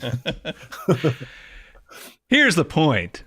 Does margin rate of change cause the S&P rate of change? Granger cause. Thank you. And this is where things get interesting, right? Because we saw more mutual information, or a higher mutual information rank for the margin rate of change. But what we're going to find out is that it doesn't pass. It is not Granger. Margin rate of change does not Granger cause the S&P rate of change. But, and here's why I had mentioned that I'm glad the idea of acceleration came up. And that is because when we jump to the margin acceleration does Granger cause the change in price that we see in the S&P 500. And this is super exciting. So we get our p-value below 0.05, and we can say that there is some sort of Granger causal mechanism happening between the acceleration and the change in the price of the S&P 500. So I ran a few more. I also ran the GDP. We saw the same outcome with a margin rate of change for the GDP. And we saw the same outcome for the margin acceleration and the rate of change. And then the other thing you have to do when you run Granger causality tests is you need to run them in the reverse. And to make sure that it's not the if it ends up coming up, it's not just this. If it ends up coming up that the scores are better than the other way around, even if you passed on both directions, then you're going to have some trouble. What is interesting is we see the S&P, the change of the S&P coming very close to Granger causing, if not, I mean, in the no lag, which my understanding is the first lag score you want to take with a bit of a grain of salt. It's really lags 3 and on, or 2 and on that are more meaningful. So close, maybe. There's a Granger cause here in terms of the S&P rate of change with the margin rate of change, which is interesting. But when we get to the S&P and the margin acceleration, we see that it does not pass, and so we can say that the acceleration is what is the Granger cause to the change in the price of the S&P 500s. I go over the same test with GDP with identical or similar results. Actually, the acceleration for the GDP one did not end up passing the test. So yeah, good explanation. Yeah, because if it's roughly symmetric, then within uncertainties of p-values, then you can't really say one causes the other. It's not a tail dog brain tail effect. It's more like common cause. It's more like something else is causing both of them to move around. Yep.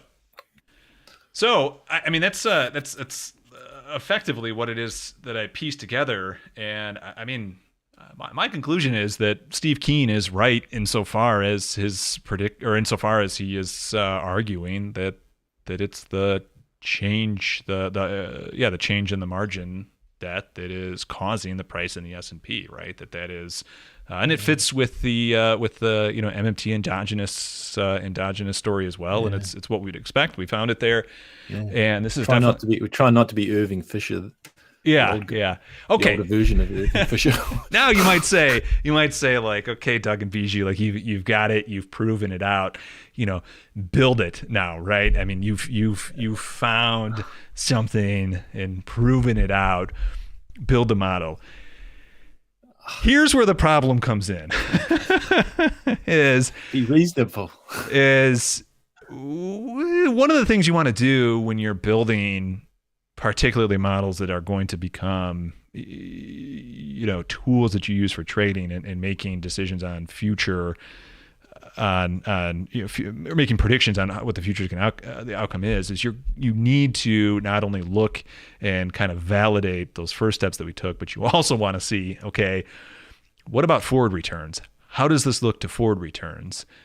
Does this pass any test forward looking, whether it's one time period, a year, right? That you're making a prediction on the future, right? And I think maybe an analogy you could make is if you had a box and you had a bunch of toys that each had their own little algorithm for where they're going to be running around in this box, right? There are two predictions you can make. There's a prediction, let's say 10 toys that were in this box that is, whatever, a large Amazon package box, right? And you have these toys that you programmed, and they each have their own rule set, right? One will always turn right if it gets within 3 inches of another toy, right? Every toy has its own little rule set, right? And they have, so maybe some has some nonlinear inputs into it, right? So you get some sort of cat, right? There are 2 ways in which you could be asked to create some sort of learning method for where these toys are going to be when you finally observe, right? One of them is, okay, can you predict where the toys are going to be when I observe it now? When I open the lid right now, can you predict where those toys are going to be at, right? Could you give the proper price for where the market should be given the data? That would be kind of the now the now observation. And then there's, okay, that's great. Can you tell me where they're going to be if I let this little simulation run for another 10 minutes, right? And you're going to make your money, obviously, if you knew what the price should be now, right? That's valuable. But the next question is, how good is it at letting you know where these little toys are going to be in 10 minutes based on the dynamics that are at play, right?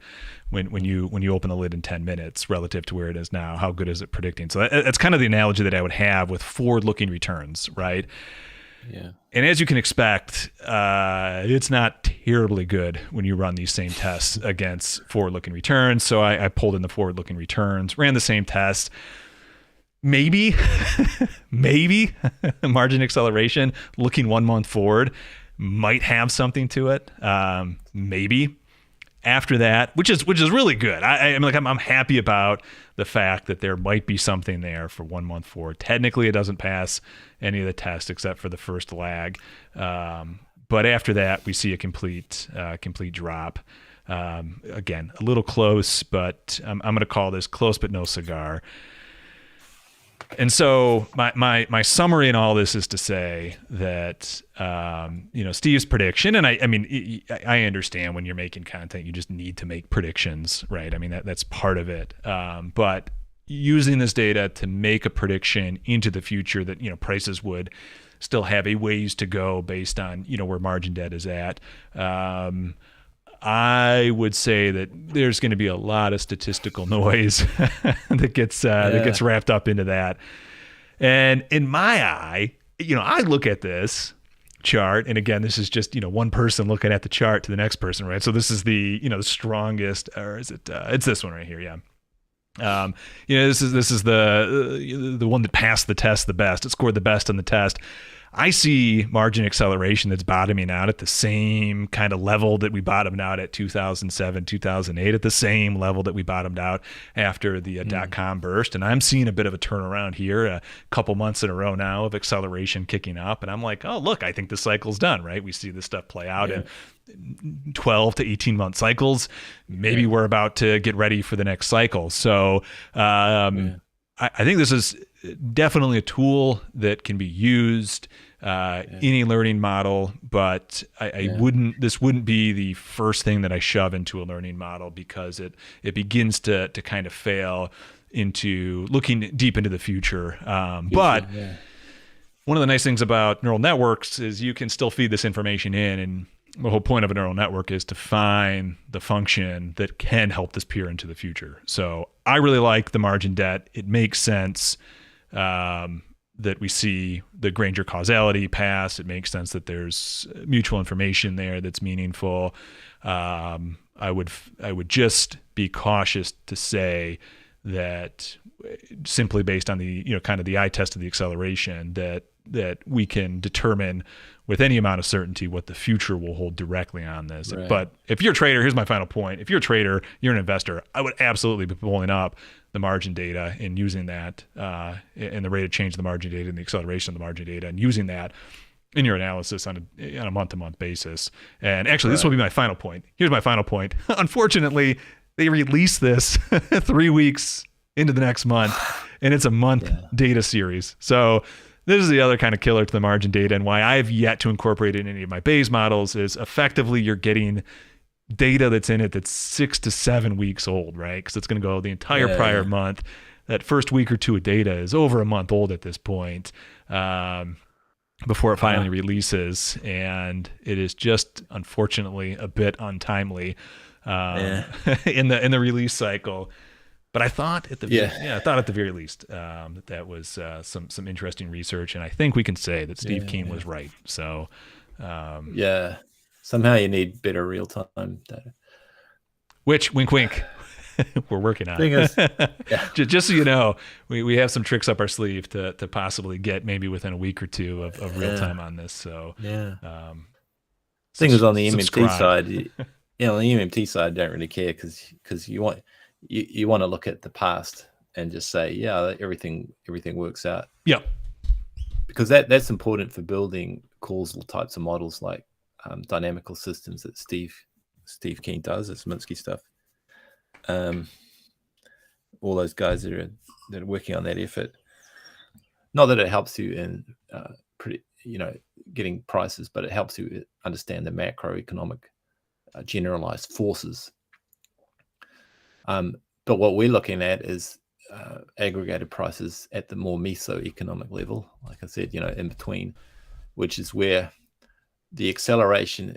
Okay, the way I say it is the acceleration is indicating a force. So if you want to use a physics analogy, a physicist measures acceleration in order to detect the existence of a force. But the acceleration isn't directly measuring the force, right? In fact, physicists don't really have a way of directly measuring forces at all. You have to look at particle scattering in the Large Hadron Collider and that sort of thing. That's where the force comes from in physics. So in the macroeconomics, if you want to make these analogies, if you believe MMT and if you believe there's causal information or causal events at the currency issuer and the bank issuer levels, you can abstract some of that and say there are forces here, and your acceleration is just measuring them.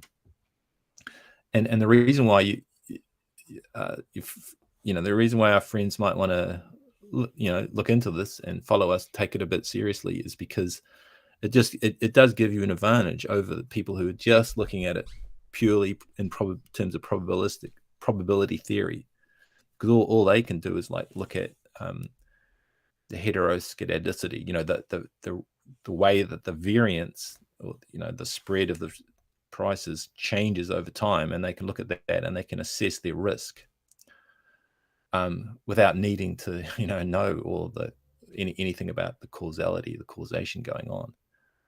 So we speculate that a lot of the proprietary private funds that are really getting good returns, we reckon they're doing something like this. They're looking at causality. Otherwise, it's like they're doing something black market criminal to get your returns. Right?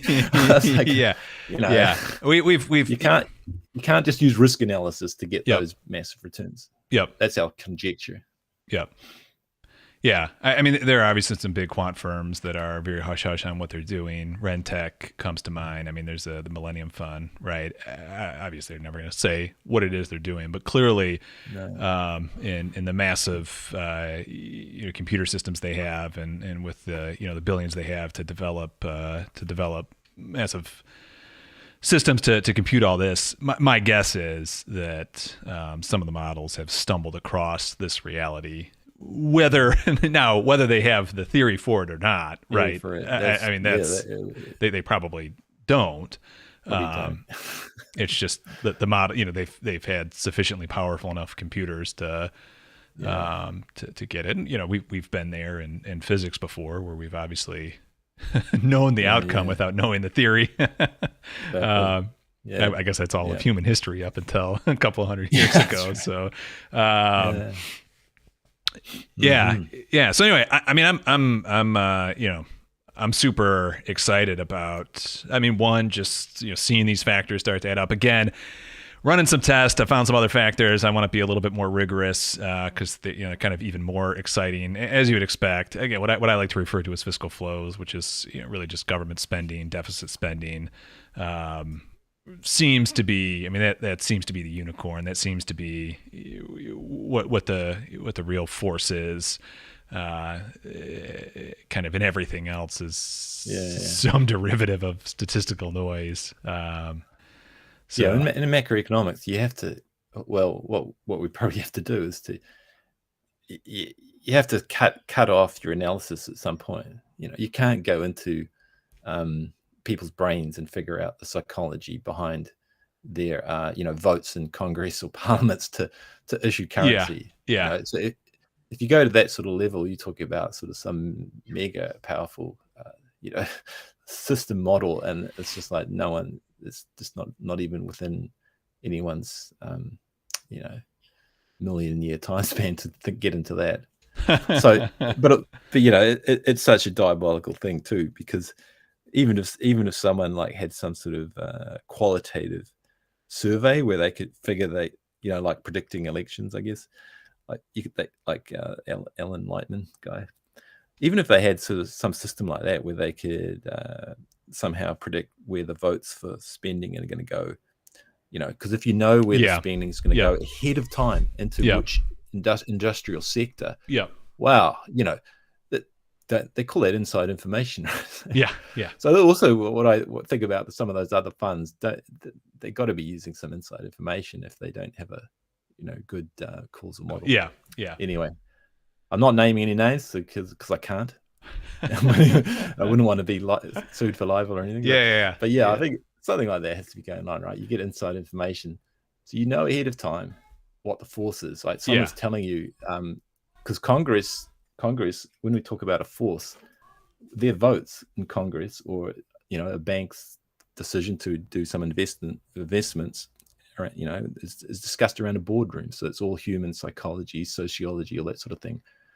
So if you know for sure, you sort of trusty, you're an insider, and ahead of time what those decisions are going to be, that's the law. That's the force law that you've got given. God, which is the person in the boardroom making decisions, has just said, all right, this is the force. And if you're insider and you trust them, of course they're probably colluding with you. That's the force. So we can't measure that. So we measure the accelerations and infer that there's a force there. Yeah. So That's in helpful. case you think we're cranks or selling you snake oil, we have to be a bit honest about that. That we're not going to actually pin down the force, but we're going to look at the accelerations that the force is causing. Yeah. And we figure that should give us a good advantage over just purely probability theory. It almost seems like based on that description then that if I'm say now almost to be former Speaker of the House, and I was on all the budgetary committees, and I had the ability to know what spending was going to be and what contracts were going to be awarded, that there would almost be a conflict of interest that I could. Oh, what? That I could. That? Yeah, that I could get. Is that a real thing? Yeah, that I could get ahead of some of these things and buy options on companies that would. Yeah. Oh, jeez. Yeah. God, good thing that doesn't happen. Good thing we don't have that. That would be terrible. That'd be terrible. That'd be terrible. The free market. That'd be terrible. I mean, I bet if that did happen, that the Speaker of the House would have the greatest trading record over the last 2 decades than anyone that's publicly available. So, anyway. Oh my God. The U.S. still doesn't have a new Speaker of the House. Speaker of some hypothetical speaker of a hypothetical Yeah. I mean, I'm just coming up with a position of power that could potentially take advantage of that for the last 20 years and have a 60% annualized return during that time period. Yeah, they wouldn't be living like some humble leader of Peru. Or... No. Hey, Adam, man, welcome. Thanks for saying hi. Thanks for dropping in. You missed some of the good stuff. You guys got any questions? Because fire away. If you don't have questions, I'll get onto some sort of, more philosophical analogies with physics and that sort of thing. So you can ask questions now. I'm prepared to stay around for a bit. Let me put a bow on the acceleration stuff. We're good there. I mean, if you have any questions, and I don't want to put you on the spot, but you were just really eloquently explaining the force versus statistics thing, and you've drawn me a little diagram in the past. If that would be helpful for anyone, it was really helpful for me. I don't know if I can pop over to your screen again. Yeah. Well, translating it into Python code and all that, it's a bit of an effort, but if you want to go down this and like start. Well, I was just thinking like sketching the. Yeah. It might help you come up with your own little models that you could test. Yeah, who knows? Let me. I gotta switch over to the tablet here. Okay. Yeah, if you are in chat, you have questions, man. Just let them rip, and we will stop what we're talking about. But okay, I did have some information about that. Oh my gosh, gauge gravity duality. That was a good discussion. Maybe, yeah. You know what? We'll start saying the third hour gets to be whatever it is that we want. So, if you guys I can do a poll, right? Yeah. I can do a poll. Yeah. If you want some, some stuff, maybe I'll do a poll.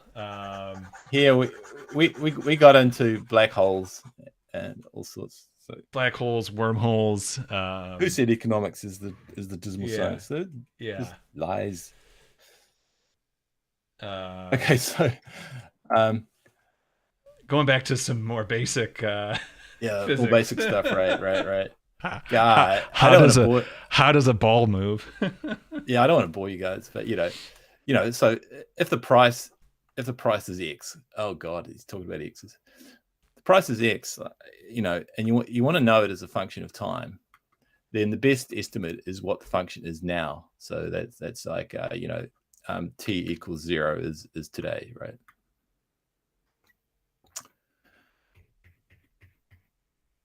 Plus, well, what moves prices around?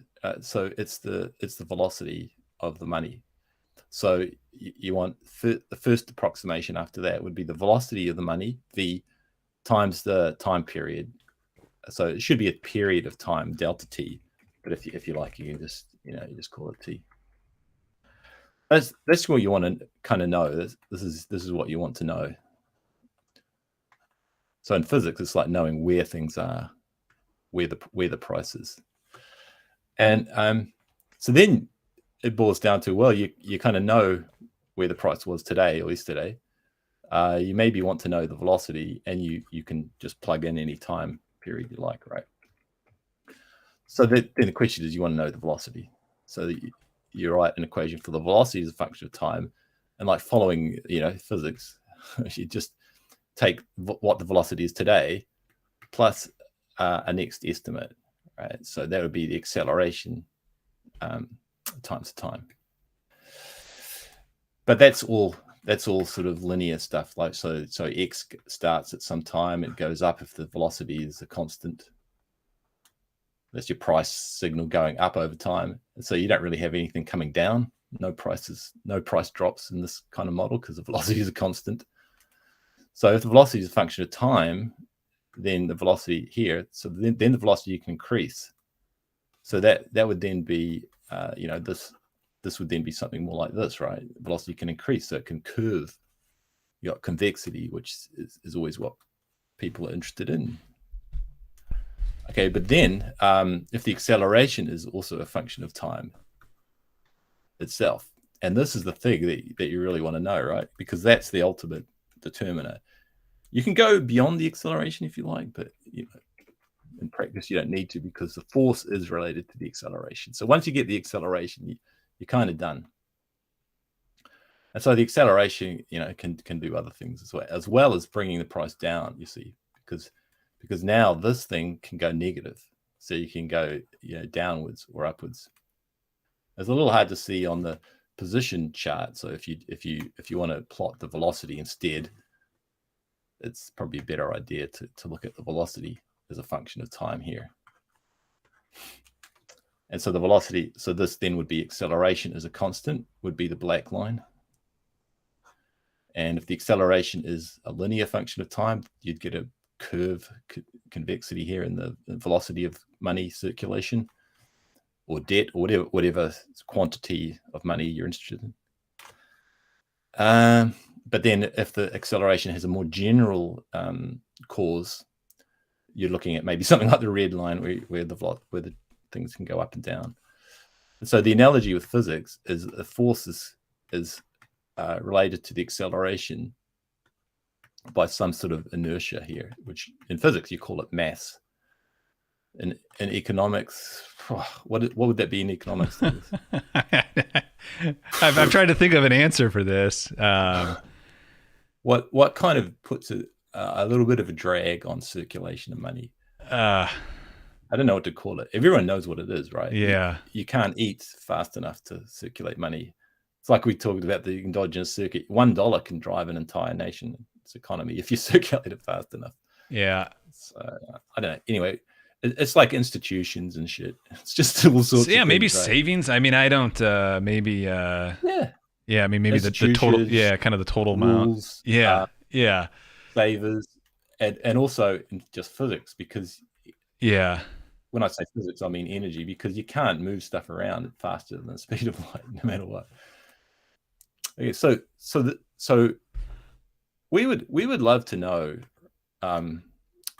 what this force is here, but then kind of be a bit awkward because then we'd also have to know what the inertia is, and then you sort of realize it's a hopeless task. And in any case, you really only want to know what the acceleration is ultimately, because then you can plug the acceleration back into your model. So we're doing a little bit more sophisticated than probability theory here. We're saying there's a cause, a force, and that's producing an effect, the acceleration, and through some inertia, which we don't know about. But we're not going to do MMT science per se, because we're not going to actually figure out what the force is. Because like I said, if you just think about macroeconomics for a bit, the forces of people in power. So who knows? All right, you have to have inside information to understand those forces. So, but it is the driver, right? Who's making the financial decisions for the flows and the credit extension and the government funding and the welfare payments. That's the force. We're going to say we don't know it, and we don't care because we want to know the acceleration. And we can measure the acceleration. We figure this is partly measurable. Yeah, in part. Let's just hedge a little bit. And we only need it to be measurable in a little part to do better than statistical reasoning and like risk analysis. Exactly. Yep. But in the background of your mind, if you go home and have a think about this and want to tell us what your thoughts are, you might want to think about in the back of the mind, you might want to have a little mental model about what the forces are anyway, even if you don't know what they are. Right? So I hope that's clear, right? You want to know the price, which is X here. It's determined by the velocity, which is determined by the acceleration, which is determined by the force. That's the chain of, in a physics analogy. I'm not saying economics is physics, definitely not. I'm just saying this is an analogy, and I think it's useful for us for understanding things. Yep. And ultimately, there's some force here that's the currency injection by the government, which is the deficit. And man, if you can understand it, Rob, are you there? If you can understand that, you'll get better predictions, mate. Yeah. If you don't get better predictions, well, then maybe we're wrong, and so that's useful to know.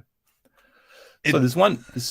Go ahead, Doug. Yeah, I mean that is to me too. That is kind of the crux of it all, right? Even if the finance stuff doesn't, tickle your fancy. I mean, still, if you can make predictions about the outcomes of whether it be policy decisions, about the outcomes of where investment goes, about any macro measure you might have. I mean, God, that's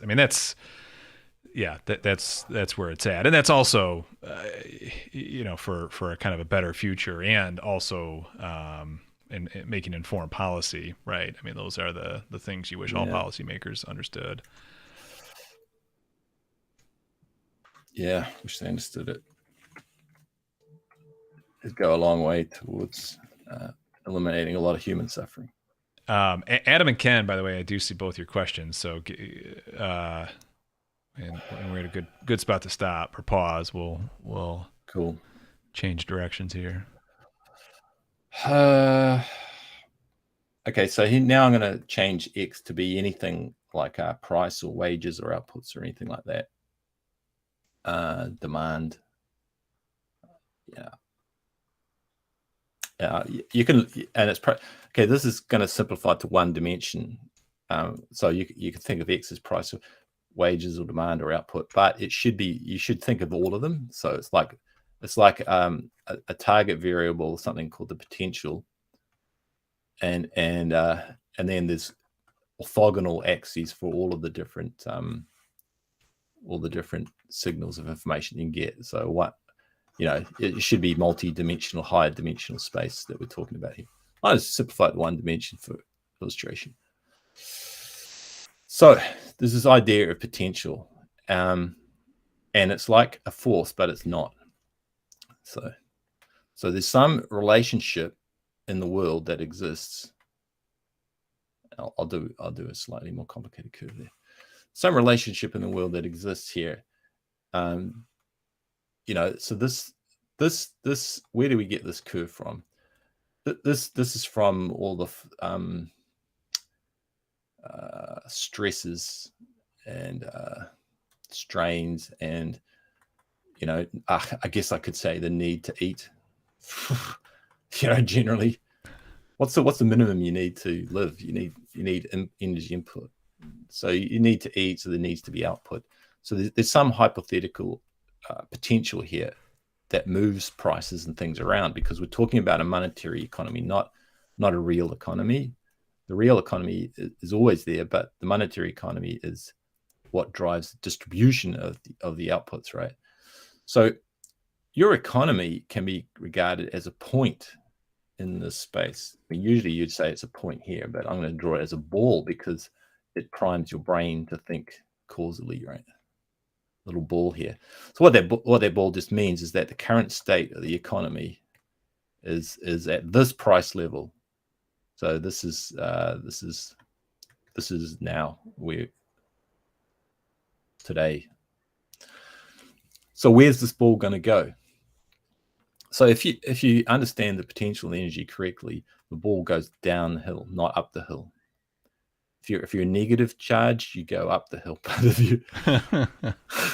We're talking gravity here, so the force always acts in one direction. It's going to go down the hill. So we're going to move to a lower price. And if we get down to here, and we've got some speed, institutional inertia built up, it's going to overshoot that mark. And then it's going to come down and oscillate, boom, boom, boom, boom, boom, boom, boom, boom, like this. It stays on the green curve, by the way. So you have to poetically understand my scribblings. So this is going to be some equilibrium price or wage or output level. So the neoclassicals just say it's here for all time. in fact, this process, if you're off equilibrium here, right? If you're off equilibrium here, you're going to rapidly move down to here, like in overnight, in a day or whatever it is, or a week or whatever. Let me get rid of that nonsense, because it's nonsense. In the real world, things don't work like that. Things in the economy, perhaps surprisingly, work kind of like a little bit of physics in a way. I mean, to the extent that there are analogies that actually are quantifiable and kind of good analogies, it can work a lot like physics. So I'm suggesting it kind of does. And in fact, if you want to look up John Blatt, who is the kind of intellectual heir to Steve Keen and Goodwin and Keen, you can go backwards in time past John Blatt to even famous John von Neumann.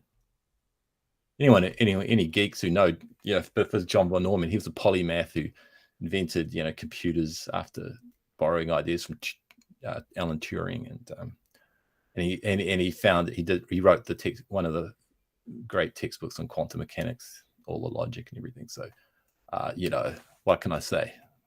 It's like, hello, genius here. A lot of people in intellectual spaces consider him to be the smartest man that ever lived, right? I mean, he's oh yeah. Well, actually, that was Archimedes. But if you want to, scale things correctly, it's Archimedes. But yeah, for sure, he's like up there with Einstein, Newton. Yeah. Really smart guy. They say David Hilbert was the last man who understood all of mathematics that was current in his time, and he quickly got out of date thanks to Kurt Gödel. But anyway, you might want to take these dudes seriously instead of Kruggers and Summers. Yeah. It's like, what? Yeah. Hello. Yeah. Scrub those guys out. Nobel Prizes in fake economics. So von Neumann, anyway, he had the analysis, and John Blatt was also a physicist, a smart dude. So he also showed that he was borrowing ideas from Schaffer. Okay, if you're a post-Keynesian. So Schaffer did the analysis of basic prices in a simple models and showed there's no equilibrium price. Once you have money, there's no equilibrium price. It's unstable. And then von Neumann said, well, if you modify some assumptions, you can use some, Leontiev or von Neumann did it himself. He had some unrealistic assumptions, but he had a model at least that he could talk about. And he showed that, if you've got more than one commodity and the prices could change because of trade, then you can have an equilibrium system of set of prices for each product, provided everyone is kind of like rational. All those unrealistic assumptions. Everyone's rational. Everyone's trading optimally to their own advantage. Blah blah blah. Totally unrealistic. But even you grant that to Rob or whoever's listening, grant that that's true. Then von Neumann showed that, okay, do you believe in mathematical logic? Because if you do, there could be an equilibrium price, but it is unstable. In other words, this point here, where am I? What am I saying? This point here is kind of fictional. It's unstable, right? Which means, what does it mean? Well, it looks pretty stable to me here on this curve because it's just going to rest. It's going to come to rest. If there's any buffering of the price from people being a bit annoying, or a storm ruining the crop of food or potatoes or whatever, it could oscillate. It could oscillate around here for a bit, but if things settle down, it'll stabilize. Once the COVID's over and all that sort of thing. So why is it unstable? It's unstable because I said that this is multi-dimensional. So there's always a second part of the manifold that I'll try to draw in a third dimension here. It's going to suck. Draw it like this with a dotted line to show it's sort of in the background. So there's this curve here. It goes like this, right? And so the thing also is going to drop off here. Yeah. Until the purple curve goes back up. So this manifold, is itself maybe at an unstable point here. Yeah. Right. Unstable point, but it'll also have its own peaks and troughs. So this other manifold is going to run off this one a bit like that, right? So it's a whole surface and it's multi-dimensional. So it's like going beyond physics, multi-dimensional stuff here. So what you want to do then is you want to think about what's the force. Well, I'm going to draw it in maybe orange. So the force is the slope of this thing here. At that point there's a slope that's pointing downwards. So if you think about that, what's the slope of that? It's the change in the energy divided by the change in the price or time here. Maybe I could also write this as time if it's changing in time. If you want to talk about dynamics, there's always a time dimension to these things. So we could talk about rate of change of energy with time, which would be power. So power is a kind of a force. But if you think about it, rate of change of energy with price or output or wages, looks more like a work. It looks more like a force. So in physics, the force is the negative rate of change of the potential with distance in one dimension, right? physics. So this looks an awful lot like that. So let's just call this phi. So it looks like an energy, or actually it is energy. Force is the rate of change of energy. So I got that wrong.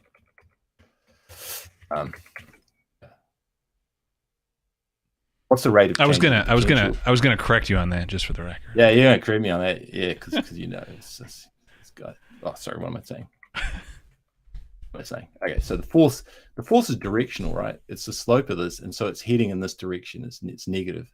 It's saying the price is gonna drop. A negative force, because it's negative of this. Well, actually, I got that around the wrong way, didn't I? So, yeah. So that's a positive slope. It's a positive slope, but the force is negative the slope. So yeah. You get it right. Of course, Douglas knows this. He was just letting me look super. Well, no, I mean, I can teach you how to fish. Yeah, but I can't give you the fish. No. So if the ball was over here,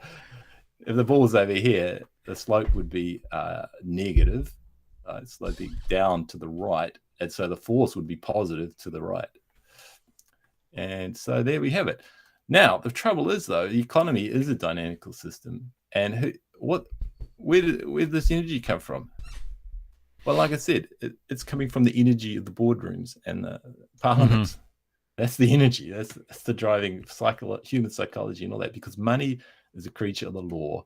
Law is a creature of human minds. You can't really explain it by physics. It's human psychology and all that stuff. So this could change, right? So this green curve could then maybe a later day look a bit like this. Yep. And who's to know? So hopefully our neural network, or artificial neural network, will know. yeah. And to a certain extent, I mean, already the Bayes model has probability of where it could be. Right.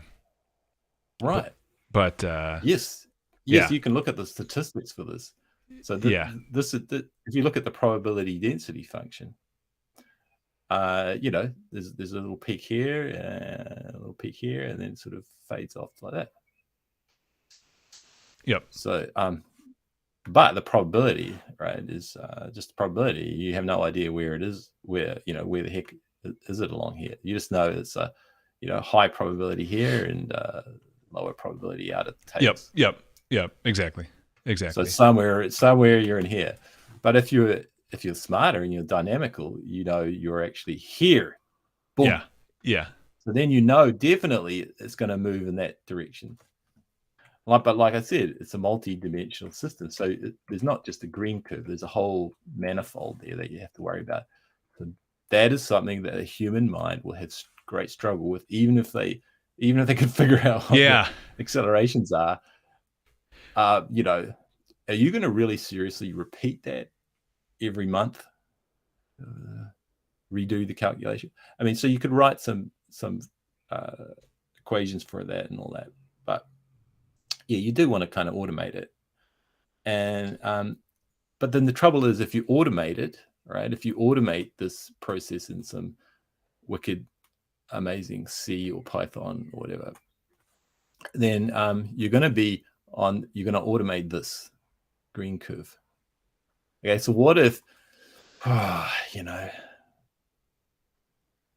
what if Congress decides they're going to be, it's crazy people do a Green New Deal? Okay, well, well, then you're moving to this curve. Yeah, exactly. And so who told you that? You're going to have to update in real time to know what the manifold shape is. Yeah, and we don't know the forces or the potential necessarily. We could if we're real smart, if we have inside information. But ultimately, we're going to have to update this damn thing every day to get the real little movements in price that you can actually usefully trade off, rather than having to wait 6 weeks for the data, 3 weeks. For the data come out, and then it's like, okay, we were on the green curve, but now I don't know which curve we're on because it's 2 weeks. 2 weeks later. So when the tax comes in, it's an impulse that changes this energy function, right, for a few weeks, Yep. Yep. and you can see these blips and things, and so like it's like madness. It's Yep. like living in the multiverse in a sense. So what you got to do is in real time measure the accelerations that you can, which you've inferred that there's a force coming. There's a force somewhere. You don't care about it. You just want the acceleration. Exactly. And Yep. you're just seriously not gonna.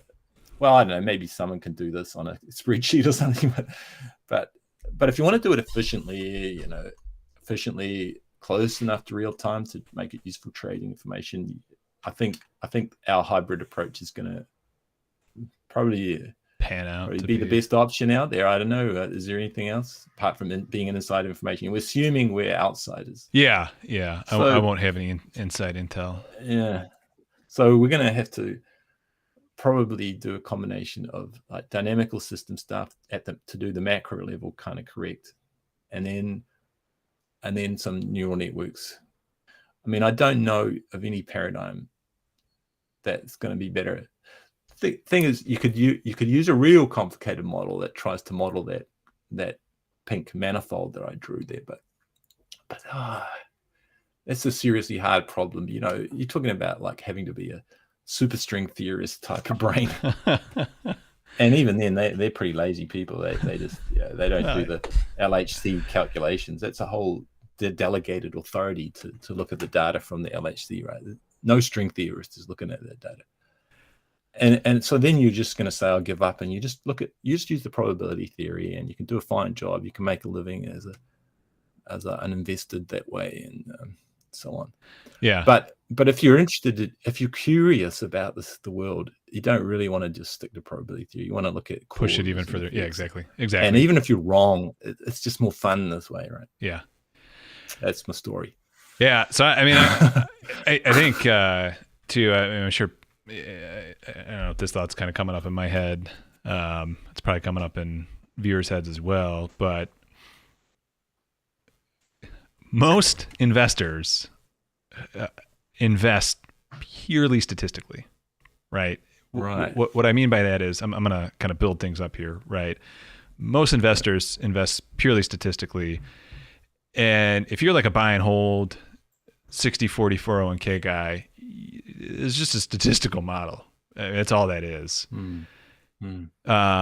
Some people try and use machine learning, use more sophisticated statistics, et cetera, to find various risks that are out there, variance, volatility that is out there to try and get slightly better statistical investing. But that's where most investing is, simply because the theory isn't in existence yet to tell them that there's anything else, right? Then you move to what would be more of a probability approach, right? Where you at least have some inputs that are theoretically causal, right? And then, which no one's investing on that, right? I mean, they're macro investors. That's effectively what macro investing is, but it's a lot of macro investing is, well, your guess is as good as mine, right? I mean, that's a lot of, right? And so, the next evolution, and already when we go through the feature selection that we went through, right? That's the next evolution of finding, okay, what are the actual components in this system? What is the force? What's being, what is the force actually affecting? What's nice is we had this guy named Warren Mosler 30, 40 years ago now, write out write the book on exactly how to think of this in terms of how it's all pieced together, and those are the steps we're taking. So right now, if you're wondering, I've yet to find anyone even begin to tiptoe close to kind of a probability approach. They're all stuck in the statistics world.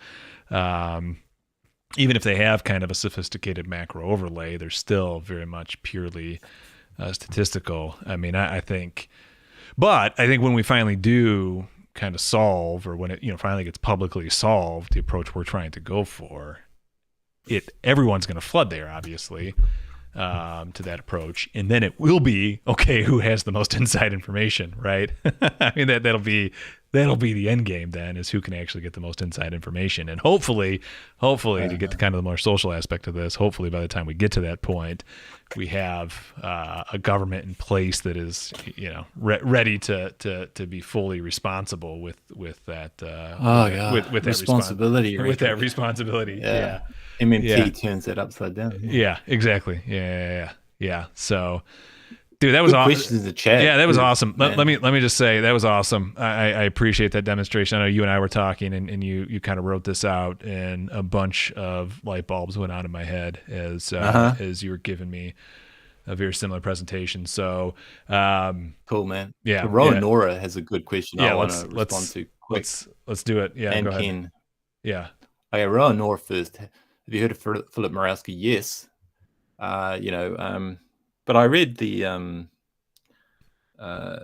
Never Let a Serious Crisis Go to Waste. So it's a history of the neoliberal project and neoliberal thought collective, and that's where austerity and everything came from. Really fascinating stuff, because it arose, from the neoliberals. Well, they didn't know they weren't called neoliberals back then, but the kind of Austrian school type crowd and the monetarist. But also Milton Friedman, before he was I don't know, he went all over the place. But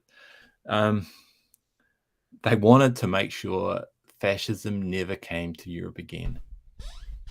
And so they wanted to figure out, macroeconomics and politics and make sure that you could never have that.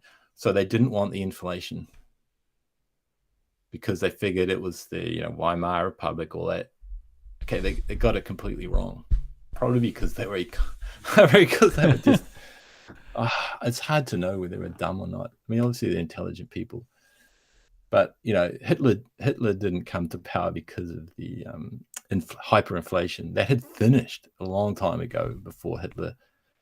So what happened is, after the hyperinflation, the first neoliberal, before the Mont Pelerin Society, the first neoliberals, you can trace austerity way back in history, but the first major one post World War I was Brunig in Germany, and he imposed austerity on the Germans. Right after they'd finished the hyperinflation, everything was kind of back to normal, and they didn't have to pay off the war debt, which, by the way, John Maynard Keynes predicted it would cause absolute misery, poverty in Germany, or something like hyperinflation, right? Not that people necessarily starved, but they were like just having to print up money because the prices were going up, because they had to pay the war reparations in gold that they did not have, blah, blah, blah, right? So Morawski has a good analysis of the political side of that and how the institutions develop. But no, I haven't read More Heat Than Light. But it's totally legitimate to say that economists trying to emulate physics are really, boneheaded, like almost hazardous, dangerous people. So when I do it, it's a metaphor, and like I said, if you're doing physics, you have to know the force. And I'm just admitting I don't know the force. It's human psychology. It's not physics. There's no physics model that you're going to be able to use. And what Steve King does is he kind of thinks of MMT as just accounting. And so all he does is look at the balance sheets.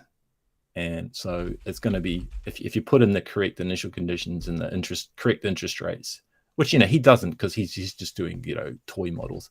But there's a guy from Portugal, Pedro Sousa, who did a PhD thesis, and he used the Goodwin-Keen model, Minsky model, and he did all of Portugal, figured out what the effective interest rates were and put it all in. It was a really complicated model. And he got some amazing close forecasts, or at least tracking the real economy of Portugal. Okay, so there's a huge amount you can do just with by understanding the monetary system, and you can convert that to real GDP if that's just statistics, because MMT doesn't have a model for like how steel gets produced or how oil gets drilled up out of the ground or anything. But it's amazing what you can do just with understanding of the monetary system alone before you factor in energy and other things. Okay, so first, that's this good thing. Yeah, don't go away and try to model it as if it's physics. You're going to fail. Yeah. So, but you can measure the accelerations in some of the physical flows. You can show that they're Granger causal, and there's a lot you can do with that. It's not trying to emulate physics. It's just understanding the monetary system is what I'd just call it. And Ken, physics works fine if you're in the United States. Yeah, the physics by which he means the analyzing the rates of change of credit and the fiscal spend and the deficit and so forth. The tax return is an impulse, rate of change. All that.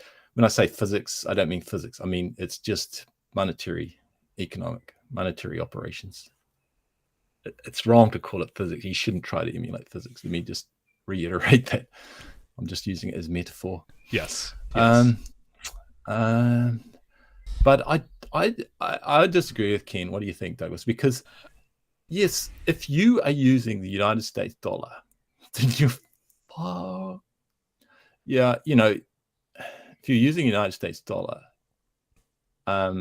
as your kind of reserve, right? As your buffer stock, and you're New Zealand, Australia, or whatever, then yeah, it ain't gonna work, right? Because you're now. He's saying, I think he was being sarcastic. I think he was. Oh, was he? I think he just said. He said my comic was a joke. Yeah. I was wondering, but I'm like, no, maybe he is. Yeah. Let's say it wasn't a joke. Yeah, I'm assuming it wasn't a joke. But I know that's why I thought it was weird coming from Ken. Yeah, he seems one of our friends. Yeah. Oh, good one, Ken. Yeah, sure. Okay. We need a good. Sorry. Man. Yeah. So Ken's saying, sure, this physics works fine in the U.S. since you've got the world's reserve mass, but try applying that to a developing nation. Yeah. You see, you can't be AI system, otherwise you're not going to understand the semantics, right? Yeah. Because you got to put some sort of wicked fonts on those comments in the chat to indicate the sarcasm. That's brilliant. That's a hilarious troll. It is. Yeah, it is. Got him. That was. But you just interrupted my explanation of the straw man Ken that I was. Yeah, that you were there to try and argue the MMT case that if you've got your own sovereign fiat currency and it's floating exchange rate, you're decoupled from the US dollar. You don't need to use the dollar as a buffer stock. You use your own workers as a buffer stock, and you fully employ them if you want to do a good job of it. Awesome. I love that. Got him. This is a hazard with live streaming is when you're live streaming, you're kind of nervous and you're not in the headspace to appreciate sarcasm and irony. This is really obvious. It is a different feel on this side of the camera, as they say. It is exactly. Real quick, Adam, you had a question on the failure of electing a Speaker of the House, which is a very lucrative position historically. Does it have an impact on equities, bond yields? The only thing I can think of is I don't know what spending decisions might still be outstanding. Maybe is the debt ceiling everything? All that's been settled. I think it is, but I know they keep kicking the can down the road, so it could be an issue. I mean, maybe that's getting priced in a little bit. Well, I did hear that somewhere. Like, I'm not always following U.S. politics, but I did hear somewhere that the Republicans are going to use force the vote. Are going to? Everyone familiar with that? No. So the pressure was to try and get a House vote on Medicare for all, right? Okay. The idea was to withhold support for Nancy Pelosi until she promised to have a vote on Medicare for all. And the idea was that it would just be symbolic, because it's not going to pass in the Senate. Yeah. But it was a sort of tactic to I don't know, to get this course going on Medicare for all, and then they kind of didn't want to force the vote, the Progressive Caucus, and so they kind of failed. But the idea, I think, that I heard was that there may be a Republican pressure group to I don't know, to like delay some of the votes on things that the Republicans want to do in order to force through some legislation that they really want, like whatever it is, more corporate tax cuts or whatever. or more, whatever. Okay, interesting. Interesting, but yeah, I don't know. It is quite the circus happening in Washington right now, though. Right. Yeah, it's more of a circus than New Zealand for sure. Let's see. We answered. Yes, Warren was an engineer first, but as a undergraduate. But then as a banker, he continued as a sort of hobby to build cars and things. Yeah, and a hydrofoil boat for going between the Virgin Islands without getting seasick. Yeah, all that stuff is a fascinating part of Warren's backstory. It is pretty wild what that guy's accomplished. Yeah. How do we begin to mine future fiscal flow data? Do we start greasing palms? This is what really intrigues me again. And we're getting closer. We're probably a week or two away from burning my PC up all night long. At least tiptoeing into some of the first models using a neural network. And one of the things I'm intrigued about is we're going to take a bit of an iterative process, add in features, but there's a pretty predictable cycle to fiscal flows, right? I mean, right. You can this institutional structure, the tax return, the spend, the welfare payments regularly. All these, they're called automatic stabilizers for a reason, because Congress doesn't really mess with them. Yeah. So there's forces there at work that Congress have baked into the system. And when I say Congress, Parliament in any other country, whatever. I did. Wait, hold on. As an American, I didn't know there were other countries. We don't even have a House and a Senate. We just have the Parliament. Oh my gosh. One single house. Wow. So when we vote and debate on it, that's it. The law, it's done. It's much better. Yeah, they didn't teach us. They didn't teach us that in civics class. Yeah, it was just. What was the idea of the Senate again? Yeah. Don't you need a Senate of the Senate to keep the Senate under control? It's endless regress. With that being said, though, I mean, I really do think the AI, one of the benefits that it would have is it would have the ability to see the pattern historically. Yes. And to a certain extent, it would learn. Obviously, it doesn't have the semantic sense that I'm about to explain it, but it would really learn. Schoolhouse Rock taught me everything I needed to know. Yeah, exactly. But it would have a sense to learn to a certain extent to whatever is necessary for predicting the output that we want. That in fact there are laws. There is a structure that's causing whatever cycle is happening that's repeating.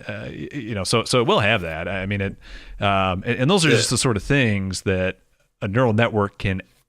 I don't want to say in real time, but it can weigh and understand the impact of it on whatever it is that you're trying to classify it to in a way that humans are just always going to get wrong. I mean, that is... Yeah.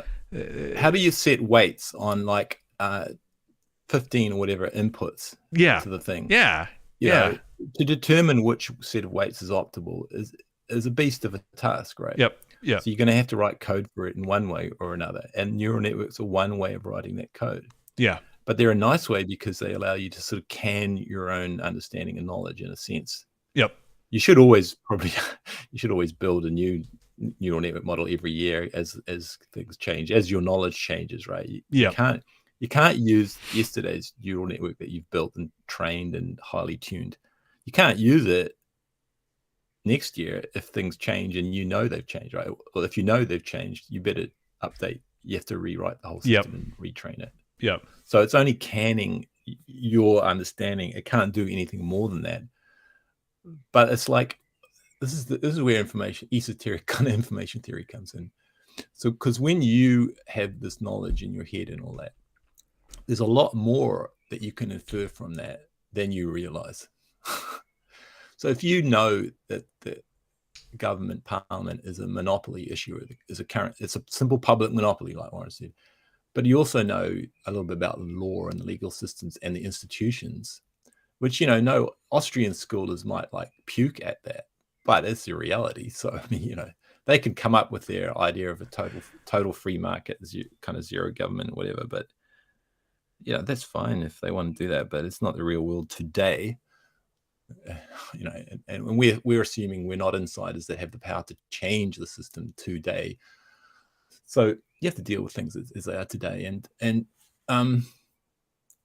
so you can. But what I'm saying is that the knowledge that like Douglas has got or Warren has got, it can be used to infer the consequences. Right? What Warren said is the consequences thereof. Well, that's a heck of a that's a heck of a loaded term. The consequences thereof of having a currency that's a public monopoly. Enormous consequences that Warren has kind of summarized and written a lot about. So is Stephanie Calton and everyone, and Douglas understands. But the full consequences, you can't work them out. It would like take you forever to write out the full consequences and work it all through. But it can all be inferred kind of logically from what you know. Okay, so but any system of axioms or presumptions or postulates that is reasonably complicated, like if it can be encoded into simple arithmetic, piano arithmetic, then it's infinitely complex. There will be statements that are true that you cannot prove. Gödel's theorem. And I think you could argue that maybe knowledge of the economic system is Gödel incomplete, because it does involve arithmetic as far as I can tell. You have to have infinite numbers there, okay? But so that's a bit of that's probably not Gödel incomplete in that sense, because there are hard limits. But anyway, just trying to think if there's a way of proving that economic system is incomplete, Gödel incomplete. I reckon it probably is, right? If you look at it as a logical, formal system, but in which case there's consequences that are implicit in your understanding of the system that you're never going to be able to write down fully because you don't have enough time. And so what a neural network can do is kind of do that automation for you, but it's not going to be able to give you anything that you don't implicitly already know. But it is going to be able to give you output that you couldn't possibly compute in real time. Yep. Does that make sense? Yeah. Yeah. I mean, it's like you're. I'm an avid chess player. I played chess for many years, and the greatest female chess player of all time, head and shoulders over every other female player, and at one time top 5 in the world, Judith Polgar. Yes. Right. And she had her I don't want to say he's crazy dad, but he had a crazy idea that, she would be homeschooled and only learn chess her entire life. Right. I mean, it was her. Right. And it worked. Right. I mean, his point was you can make a genius out of anyone if you just, force them to do that. Right. That's kind of what we're, it's kind of the idea with the neural network, right? You teach them only one thing to learn and they'll figure it out. What you got to do though, is you just got to make sure that what you're going to feed into the network is consistent with reality. Otherwise, because the network's going to tell you exactly what you want it to tell you. Garbage out. Yeah. And it's going to be really, it's not going to be ugly garbage when it comes out too. It's going to be very enticing garbage when it comes out. You're going to find out that it's garbage a little too late. So, Cool. Let's see a couple other. We need economy is growing in real terms over time. Ronora.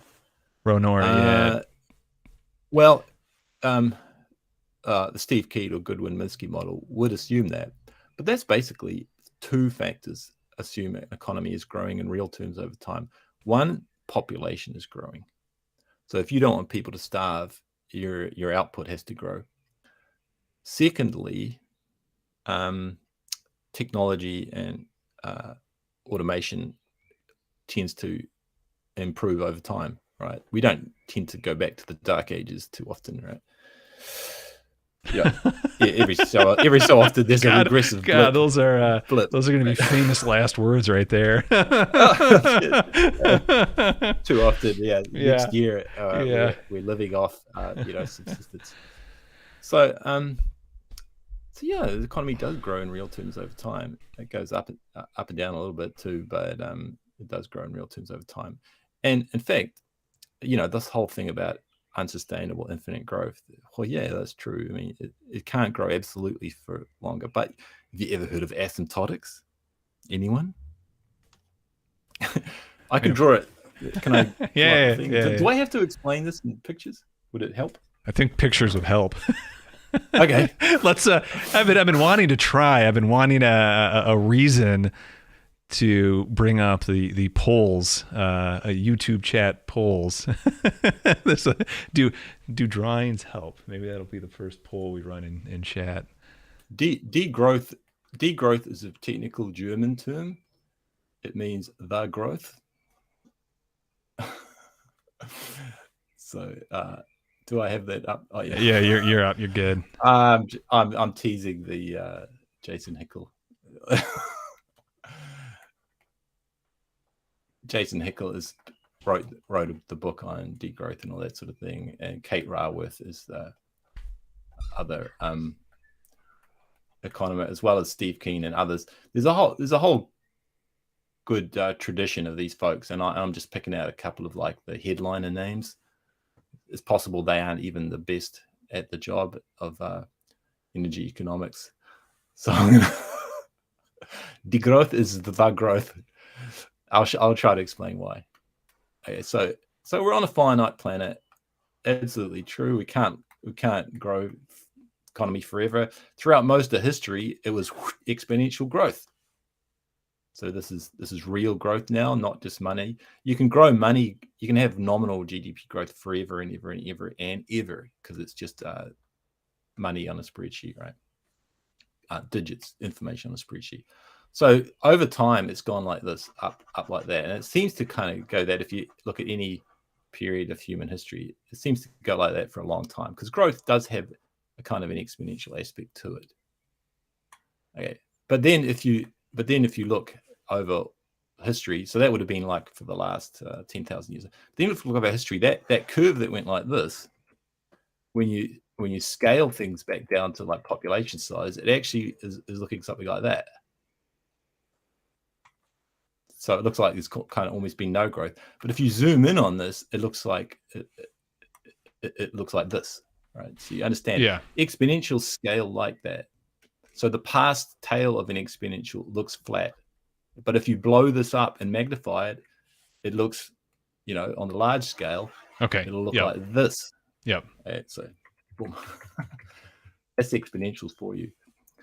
Then if you say we're on a finite planet with a sun that's going to burn out, well, let's not worry about the sun burning out. It's 30 billion years away or whatever. But there is an absolute limit in terms of energy, because unless you can get energy from the quantum vacuum, there's a limit to growth. No one knows what this level is, right? But there is a limit. Everyone can understand that. You can't just increase energy forever. But we are today, down somewhere here, right? So there's a huge amount of growth potential in terms of just the raw energy available to the system. I'm not even sure that we're here. We might be down here, right? And all of past human history from the dinosaurs might be down here from the cavemen.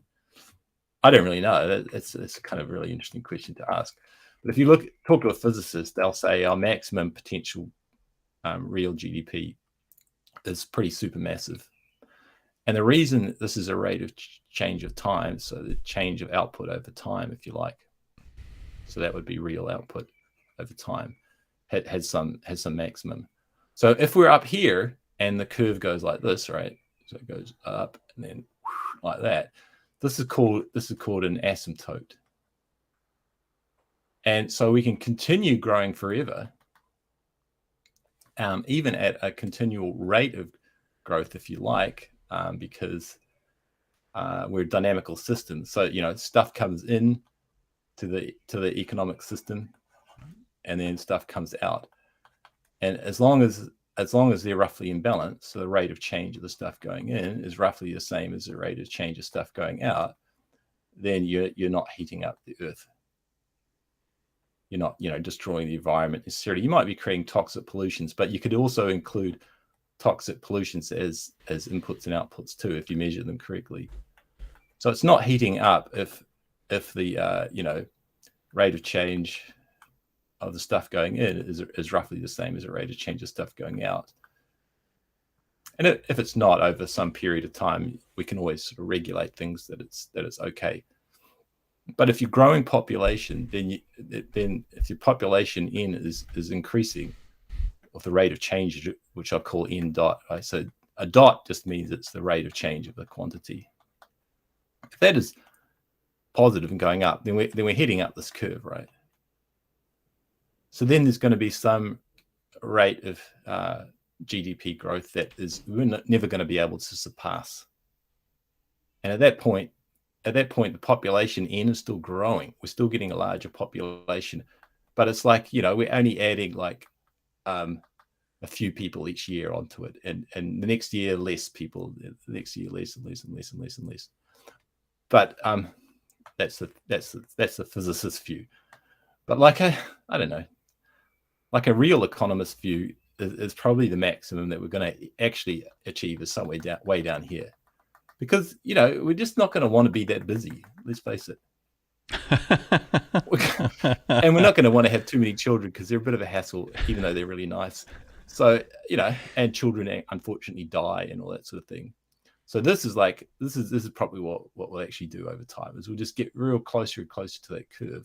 And right now, it looks like it's an exponential growth period. Like I said, if you magnify this bit here, it looks like, whoa.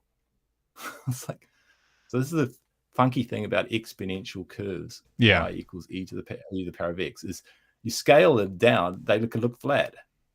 But if you magnify, zoom in at any part, it always looks like it looks like, whoa, man. This is the moment. Okay. Yeah. So the last thing about that is that it's not the maximum growth level that really matters too much. It's the rate of change of the growth. Rate of change. So you want to actually derate the growth, which means you can still have a growing population and a growing technology and a growing output. They can all be positive over all time, but you don't want them to be too large because then your heat generation, internally you generate heat because it's a thermodynamic system, so it heats up inside here. Internal to the system, you want to be able to get rid of the waste heat and the toxins and everything that harms the environment to make it sustainable. So it's not very useful to talk about absolute rates of growth or growth per se. It's about the rate of change of growth. Okay. Ecological economists, I think, they understand this, but in political discourse and discourse around the environment and climate and all that, they have to simplify it for people to understand and politicians to understand. And if you start talking about rates of change and blah, blah, blah, then they're going to get a bit glazed over in their eyes. But you can understand this, that you can keep growing for all time as long as you don't go to infinity. You asymptote. So you grow ever slower and slower and slower. But you're still growing. Technically growing. Yeah. And there is some max that you'll top out of. The number of human beings that a planet can support is some number, right? Because no matter how good your technology, productive technology comes, no matter how efficient it becomes, it can't get more efficient than the temperature difference between the Earth and the outer space. There's an absolute thermodynamic limit to the rate that you can produce things without heating up the planet or without producing toxins and that sort of thing. Quite a few questions flowing in here. Amel, I saw your question. It's a good one. I want to address it. But since this is up, Nora, I'm going to jump forward. If the economy has become less energetic, could the mapping of the economy that is prices not tell you something about the real economy? And then I'm just going to keep reading here. Could that end up mattering and something breaks, forcing the mapping to snap back to reality? I do agree. Real output could be far higher. I'd argue most labor goes towards applications that don't produce real economic surplus. Real surplus is that which is material to our standard of living. That last point, man, I might want to brew a cup of coffee. Bullshit, we could go out. We could riff on that for a while. But those first 2 points, I still think kind of, fit in with what you were just describing here. Yeah. I think that's in sync with what I'm saying. Economy, when you say less energetic, it's not really the right phrase to use. it's the rate of change that we use energy with. But that again, at that asymptotes, because as you increase the amount, the rate of change of energy, so the power, so the amount of energy you consume per day, say per year, you can keep pushing that up as long as you can keep ejecting the waste without, messing up the environment. So it's a bit of an engineering problem, but it's also a problem that we don't have to endlessly increase our power output, because there's only so much a human being can eat. And as long as we don't let the nerds upload themselves into computers so they can live forever, which would be a massive drain on our electricity, and all the electricity we supply to the matrix, it's like in the matrix, it has to come from somewhere, and we have to eject it. Otherwise, we're going to heat stuff up in order to keep these nerds alive. These are fighting words, Bijou. in their time capsules or whatever. So I'm going to turn the power switch off on them. And when we've moved to Mars or whatever, then I can turn it back on, and they won't know the difference.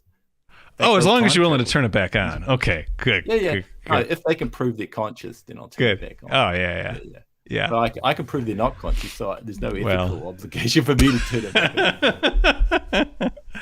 Oh, man. Yeah. So, is the type of person that is the type of person that would want to be uploaded, his mind uploaded into a machine. It then saddens me that yes, that mind uploaded into the machine would think that it experienced everything that I in fact experienced, but it wouldn't be me. It would just be my mind. Oh, yeah. In a machine, which then saddens me and makes me realize that saddens you. Yes. Yeah. Because you want your real physical life. Exactly.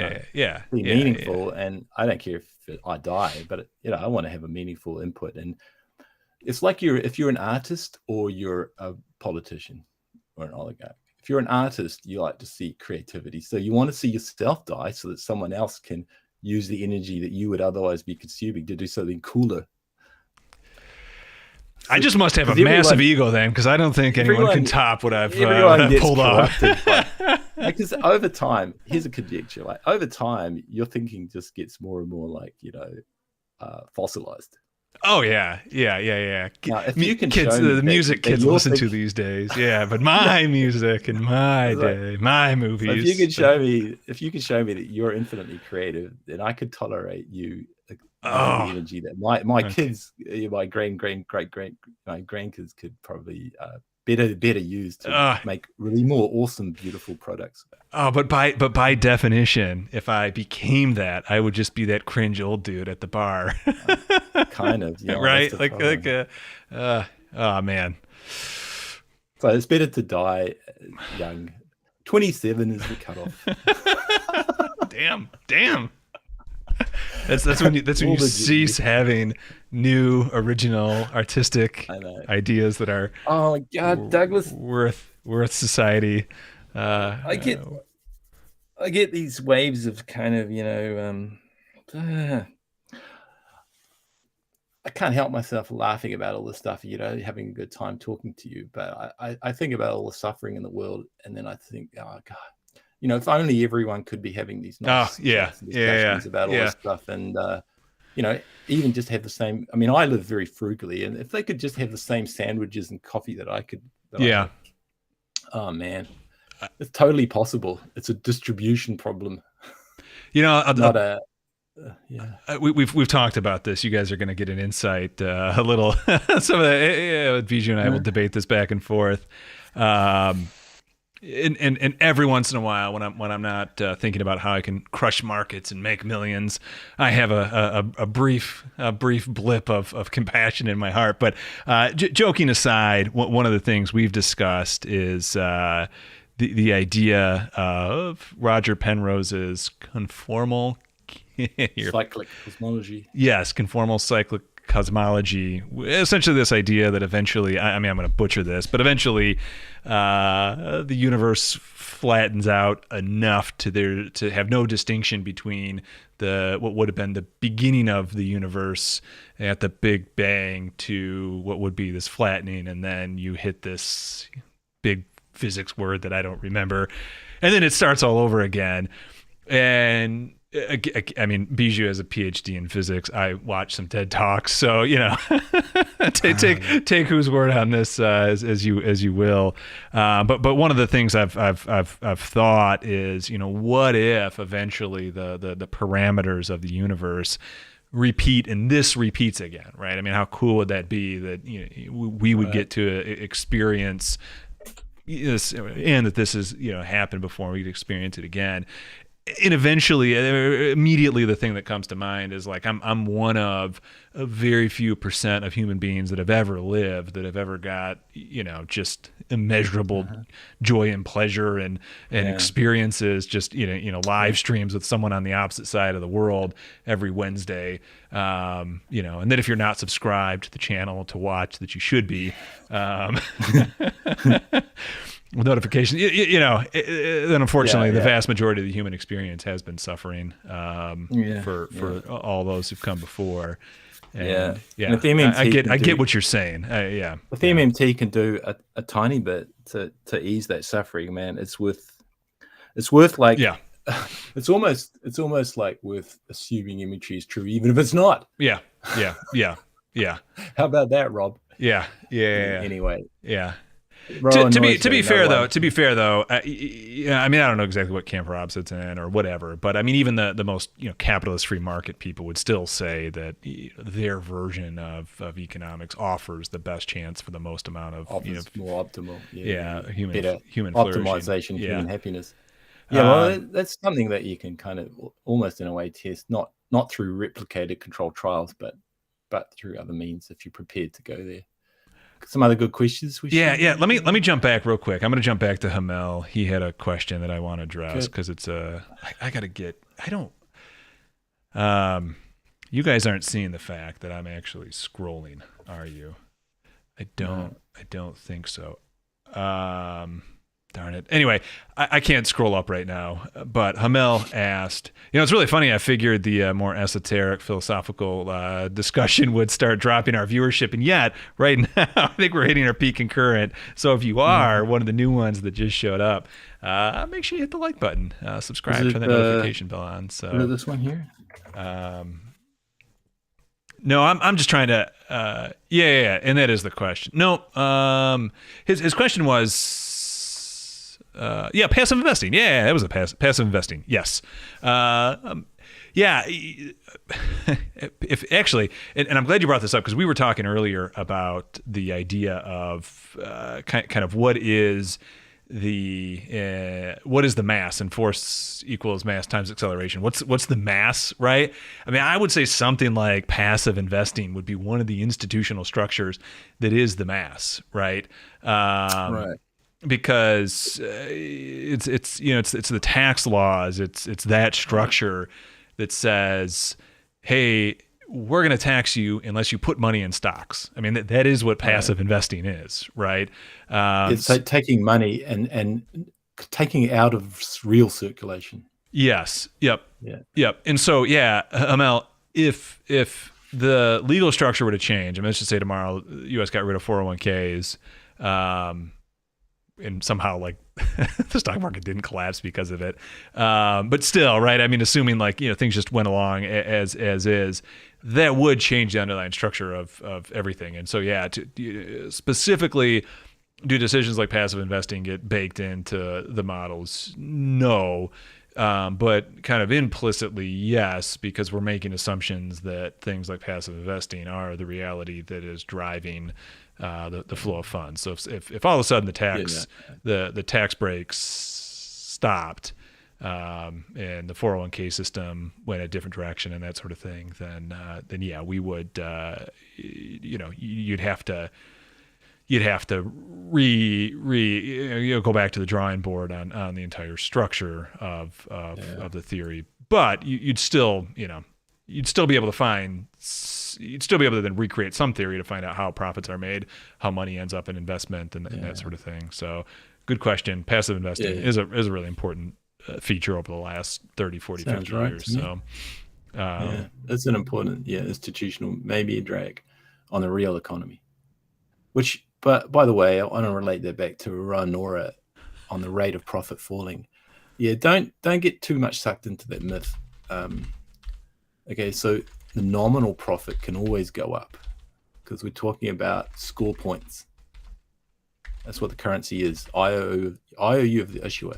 And money, state currency, is an IOU of the government. But any money is an IOU of the issuer. So they have to redeem it, otherwise no one's going to accept it. So whatever they promise to redeem is what drives the currency. What drives a state currency as opposed to a private currency is the promise of the government to redeem for tax payments and liabilities. Rob, if you're listening, mate, Rob, that's a definition. It's a definition of money or state currency, according to MMT. It's a definition, mate. So you can't argue with it. If it doesn't have the effects that then are corollaries of that definition, which means you have to assume other assumptions like what the government does and how the central bank operations work, the sequence. So does the government issue the tax credit first before it gets returned? Okay. You can argue with me about that sequence, whether it's correct or not. But you can't argue with me about the definition because it's my definition. If you're going to come into my playground, you're going to be playing on my swings and my swings and seesaws and that. So I'm prepared to come into your playground where you use a different definition of currency like gold, but gold is not really a currency. It's a buffer stock. So just understand that first. It's a buffer stock. What is promised for redemption when someone turns in the scoreboard, the score points. You can get gold for it if you're in some country that promises gold. But gold there isn't the currency. Currency is whatever's stamped on the tokens that are promised back as redemption for gold. So in the USA, I would say, gold is not currency anymore because it's not promised for redemption. It hasn't been since 1930. So what you use instead, gold is now a commodity that you can use as something that you can later sell to someone else if you're lucky enough to find a buyer, and then you can avoid some of the problems of inflation if you can invest some of your money in gold, right? If you're that wealthy. But the USA uses the labor buffer stock, and egregiously, terribly, it uses an unemployed buffer of labor to anchor the price level, which is highly unjust. But anyway, labor is the buffer for the USA because that's what it's essentially what the government is desiring. They're desiring people in the public. They're desiring to get people out of the private sector into the public sector. So they've got an army and a police and a public utility system. You can tell me that it's a terrible way to run a society as an Austrian schooler, but that's just the way it is at the moment, right? Okay, so that's gold. So, but if the currency then, according to MMT by definition, right, you can just take it as a definition for now. The rate of profit, nominal rate of profit, can always go up. There's no end to that aspect of the capitalist profits, right? So the issue there is who gets the score on their scorecard, and how do you want that to be fairly distributed? Because that is a claim on real resources. Who gets the most profit? Who gets the most surplus? It's a distributional issue. So nominal profit can go up. So what Roanora is talking about is the bullshit jobs and all that. The more we make the economy inefficient and employ people just for the heck of it, what is it that Moses? Yeah, if you just employ people to try to evade taxes because you're taxing them where you shouldn't be taxing them, that sort of thing, all that waste and inefficiency, then the real rate of profit kind of falls because overall as a society we're kind of reducing our potential output. But even then, if you take that Marxist view that the real rate of profit falls, but the nominal can keep rising forever, even that is a problem because I think technology and science do enough, I think, with automating production that the real rate of profit hasn't really been falling at all. But yeah, if you hit the ecological limits, then that's when you see the real profit rate fall as well. And then and it doesn't matter how much money you got, you're kind of looking at starvations and some sort of apocalypse scenario there. Hopefully you'll never get there, but it's a bit dodgy at the moment looking into the future. I don't want to be pessimistic. Yeah, again. Steve Keen's the pessimist here. I have a view of humanity that's not so pessimistic, because I look around me. I actually go out in the world and measure things.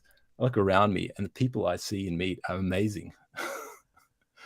and then I look on the news, and there's like a few assholes in the world that are like just horrible people who have a lot of power.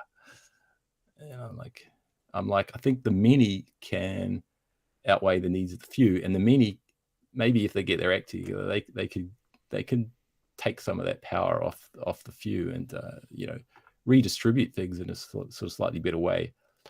Which I think, the neoclassicals and the Austrian scholars just think they're naive about it. I don't think the free market and unregulated system can do that because of Pareto dynamics, which means increasing returns to the rich and decreasing returns to poverty. So if you understand Pareto, go look it up at Pareto dynamics, you'll see that our distributions of income and wealth are Pareto. That's just like in poker, a tell. It's a tell that if you're rich, you get richer. If you're poor, you get poorer. No fault of your own. If you're rich, you can't help getting rich. I mean, you have to be really stupid to slide out of being ultra rich. And the middle class are on the knife edge, right? Like I said, it's repellers with the interest rate. Yeah. In fact, the interest rate kind of does this. It makes the rich richer, the poor poorer. But if you're in the middle class, you're like, you're sort of on the verge, and you're always optimistic. You always think you're going to be in the upper class. And so that's why they vote for neoliberals or libertarians and Austrian scholars, because they think increasing returns to wealth. You just have to get wealthy, and then you'll get more wealthy. True, but it's not the way to run a fair, just society. So, because it always is someone at the bottom that you're jumping on. Anyway, got any other good questions? Because those are good questions. Yeah. Jumping back a little bit in chat here, Adam Luther asked, does anyone apply a mathematical model to predict the next candle based on all previous candles before it, i.e. if a certain pattern occurs, can it predict the next candle? So I'm assuming you're talking, Adam, price, right? And you can build models on prior price and prior price action. One of the things you run into when you do something like that is you end up getting just a lot of statistical noise. And like whenever you look at learning models that do look at prior patterns, it ends up like the future prediction ends up becoming completely flat. That's what you end up. That's what you end up noticing or seeing when the model plays out. When you look at pure price patterns, I would, I use Elliott wave just for my charting technique. And not that I necessarily think it's predictive. It's more of kind of a language to me to express, what I think the market's going to do next.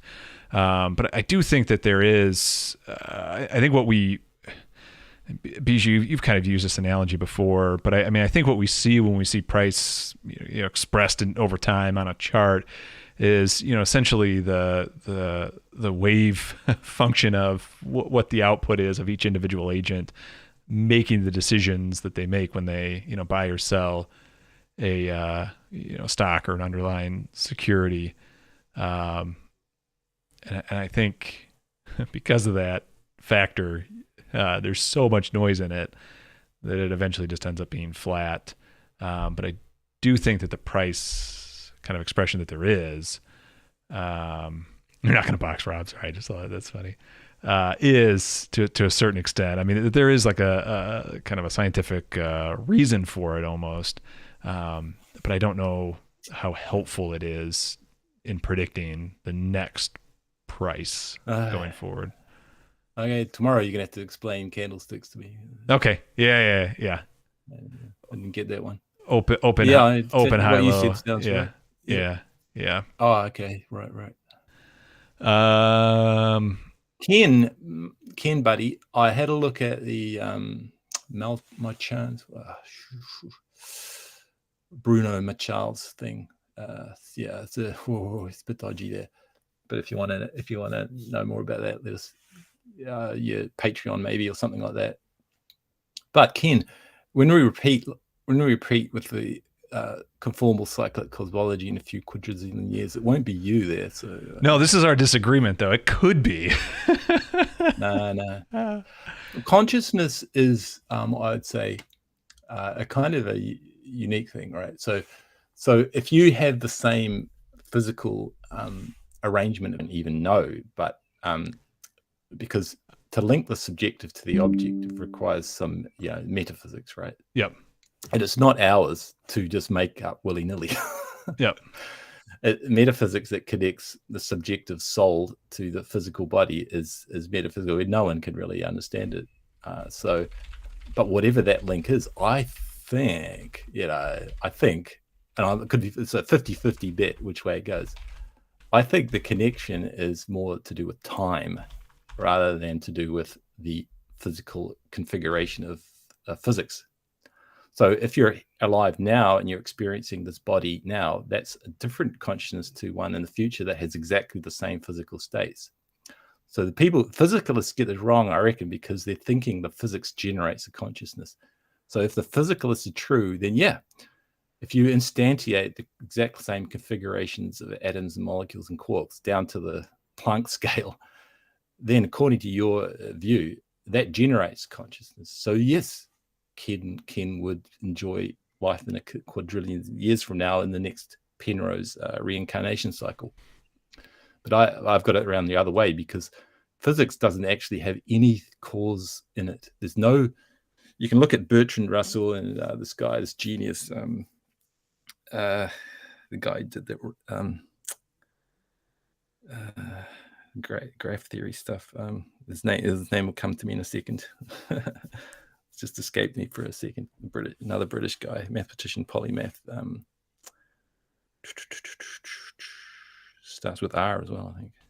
Anyway, You said he was in graph theory. I'll find some names. Bertrand Russell cause. What's the other keyword to look up? And he died young. Genius. Anyway, it was interesting because they had this discussion in the journal. Okay, so physics doesn't have any notion of causality, and what physicists say when they say cause, it's the light cone structure. So the past sort of has a say in the future, but only by the rules of physics, right? We don't know actually what causes things to move. And if you want to look at Noam Chomsky, on this, he's actually interesting because he says the problem of motion was the hard problem back in the 16th, 17th century, and they gave up on it, right? And Newton gave up on it. Everyone's given up on it. Now it's quantum fields. It's all statistics. So quantum field theory is a statistical theory using non-Kolmogorov probabilities, which means it's called this non-distributive lattices. So you can have like A and B together as well as A or B. That kind of logic is called quantum logic, but it's just probability theory. So there's no cause involved in it. Unless you look at Feynman diagrams, look at particle scattering. So that kind of looks causal, but what the heck causes the particles to scatter and move around in space-time? Okay, so you got mathematical description of that, but description is not cause. So what actually causes these things? What is the source code of the universe? What's the operating system of the universe? No one knows. Physics doesn't know this. The quantum field theory is a description of the outcome or the laws or how to compute what's going to happen, but it's not a count of causality. And in fact, if you have any space-time wormholes, you can violate the light cone causality and have signals from the future influence the past as well if you have wormholes. Of course, there are no macroscopic wormholes, so we can't have time machines, but at the Planck scale you can. So causality is not a physics concept, it's a metaphysical concept. And so when you talk about the soul, the human soul,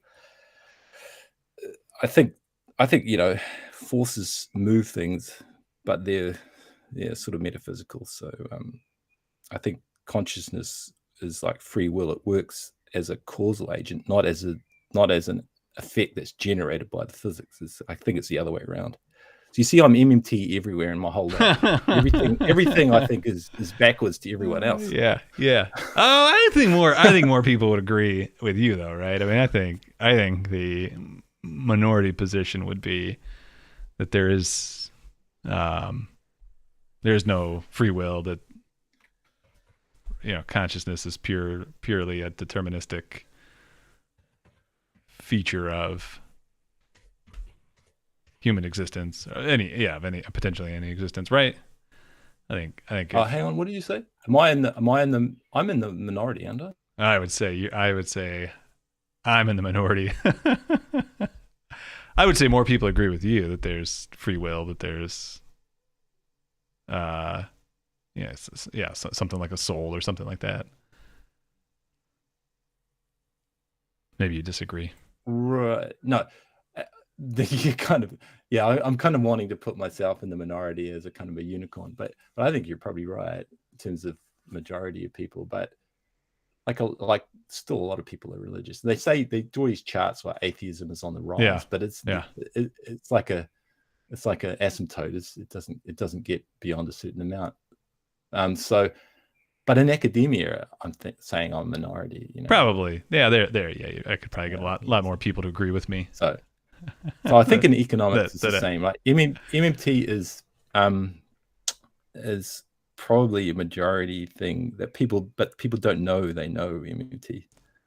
I think this subconscious thing in society where people understand that money is just score points.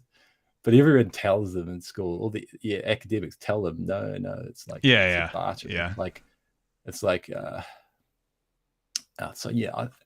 people understand. I think when people get MMT, they kind of just get it. It's like, oh yeah, of course. We just. I hate to cut you off because I know Chiron's question that just popped up, man, is gonna tickle your fancy here. How do you explain the double slit delayed choice experiment? Do photons travel back in time?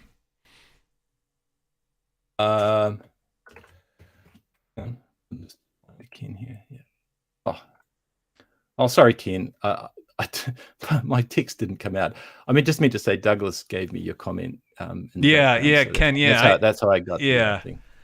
We retrieved your comment. Yeah, I did. I was able to forward it off, and Douglas mentioned at the beginning. Apologies. So the double slit experiment. There's many explanations, including parallel universes, multiple worlds, de Broglie, or Bohm pilot waves, and all that sort of thing. But the way I would describe it, like with the theory that I kind of developed, it's not quite that photons travel back in time, although there is a non-local signal that you could use as a time machine.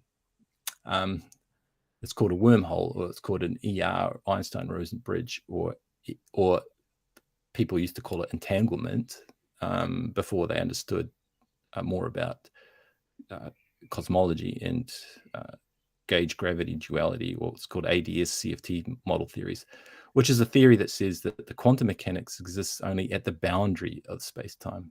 And what happens in the bulk of space-time is just pure gravity. And so what they discovered is that the entanglement is actually just in the bulk space-time is equivalent to a wormhole, but a tiny minimal wormhole. So only a qubit, a quantum bit of information can get across a wormhole traveling in time. And a qubit is not classical information. So you can't kind of classically send signals back and forth in time. But in a sense, the photons, they kind of do communicate with a piece of themselves that is not you can't get to it at the speed of light. You have to go through wormhole kind of faster than the speed of light. But that's just called entanglement. So the thing is entangled with a wormhole, and you could just call it coupling if you don't like wormholes. It's it's sort of more metaphysical. If you don't like having a geometric picture of reality, and you just like information theory, then information is just called entanglement. If you like a geometric theory of space-time, it's like Einstein, it's called a wormhole, or Einstein-Rosen bridge. And so that's how you get double slit interference. So the photon is entangled with itself, and so it's an extended particle. It's not a point. It has at least two locations, one end of each of its wormhole structure. And wormhole structure can be kind of gnarly. It can the wormhole itself can store information or energy inside it, because it's like a piece of space-time. So that's one way of explaining two-slit interference, and it explains any interference can be boiled down to looking at entanglement, because that's just the way the wave function is describing things. I'd say the wave function isn't reality. The wave function is just a description of the reality. So it's like information that we use. This is a good worked out theory on that. But, it doesn't relate to MMT. No, man. I love it though. It's good discussion. Jeez, I mean, it gets slightly past my pay grade. But yeah. Oh yeah, Everett does multiple worlds sort of better. So he is not postulating parallel universes or multiple realities. Just Everett is postulating that information is kind of non-local and relative to the observer or the instrument doing the measurement. So that actually can also be worked out too, because if you just take Everett, Ken, blank, it's like it's not a full theory of physics, because somehow you've got to explain the observations that entanglement is monogamous. So you can only entangle one particle with another particle, not with two more particles. You can have partial entanglement, but you can't have full entanglement between more than two particles. So it's called monogamy of entanglement. It also leads to no signaling. That's why you can't use a wormhole to send signals faster than light. But see, if you've got entanglement and you've got enough stuff that's entangled, then Everett's description becomes a kind of like a macro physics description of reality, because it allows multiple different measurement outcomes to be made that cannot be determined from data from the past, light cone. So it's because of entanglement, so non-locality. So if you ignore all the Planck scale microphysics, you don't know about that, then a way to describe it in the macro would be like with Everett. It's called relative state formulation, not multiple worlds. And if you've got Everett relative state information thing, why do you need multiple worlds? It's not parsimonious to multiply things beyond necessity, right? So Occam's razor says multiple worlds are like a last ditch interpretation of quantum mechanics when everything else fails. But not everything else fails. And Everett's description is a good kind of macro description of quantum physics. There you go. There was Does that make sense? I'm trying to do it for, the lay person. I'll leave it up to Ken to determine if it made sense or not. Ken can be the determiner. I vote it's this way. Yeah. That's some fun stuff. Yeah. They had some other good questions though. Yeah. Scroll past. I think we are pretty much caught up on questions. Oh, okay. Because I thought there was one that Roa Nora, in order to aim, she's Roa Nora, he, she asks good questions. Oh yeah, as much labor to the superfluous as possible, so very little real service. Yeah, because it's bullshit jobs. Yeah, agree with that. That's something we'll definitely linger on in the future. BS jobs, different. We had a discussion lined up for tonight. If we couldn't get rolling on anything else to talk about UBI, talk about other forms of job guarantee. The Canadian guy. The French Canadian guy. Listed out the But we'll dive into that. I mean, that'll be an hour discussion in and of itself. So we'll dive into that. Probably yeah too much for today. I'm not seeing any other questions, and we are now in the 4th hour. So I think Everett explains it better. No need for I'm getting repeated. My chat, the chat view I have is not looking correctly. Pay back the government debt. We never do. They subconsciously start to realize something doesn't add up to how they are told. Yeah. I think WW fan sort of Yeah. explaining better what I said about people intuitively understand Eventually. MMT. Yep. But it's like they think economics and politics is messed up, and they don't understand why. Yeah. And because they are thinking that the politicians or the bankers, they must understand the system, right? And so everyone's confused. Oh, why do we have mass unemployment when obviously there's enough to go around? Yep. And why do we have all these? Why doesn't the sort of quasi free market work as the libertarians and Austrian scholars want it to work? Yep. Why doesn't it work? And of course the argument is, oh, that doesn't work because the government messes it up. Yeah. But the government is driving the value of the dollar, so it doesn't all compute. So I think the average person in the street would get an MMT if they understood that the politicians don't understand what they're doing. Yep. And the politicians generally in New Zealand anyway, they're nice people. They don't want to cause misery. Yeah. But they think they have to bring down inflation, which is, a nominal thing, which they're always talking about nominally. They never look at it at real terms. Yeah. Some economists do, of course, but they don't kind of explain it in detail to the politicians. So the politicians are looking at just the nominal level, and they're thinking, God, we're going to get voted out of office. So it's all a giant tragedy, and MMT education can go a huge way to eliminating that. And also, if you're Rob or someone, if you understand MMT, you could run a decent free market system without a government. But of course, something's got to drive the currency. And do you really want it to be a private banking system? I mean, isn't that called a mafia? Or do you want it to be democratically controlled by, at least nominally a democratic government that you have one tiny little vote in, from time to time. But in reality, you have a lot more through collective action and pressure on your government outside the voting, one-time voting system every 4 years, whatever. Which do you want? Do you want control or do you not want control?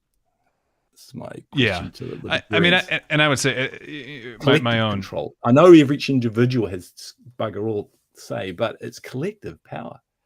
My own thinking eventually had to go through this evolution where you realize there's going to be a government whether you want it or not. There's going to be exactly right, warlord exactly. And I think it works a lot better to have a rule of law that is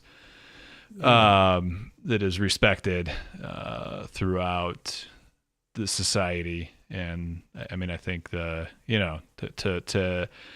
everything that the West has done wrong, and for every bit of hypocrisy that what we would call kind of Western culture has, the democratic nations have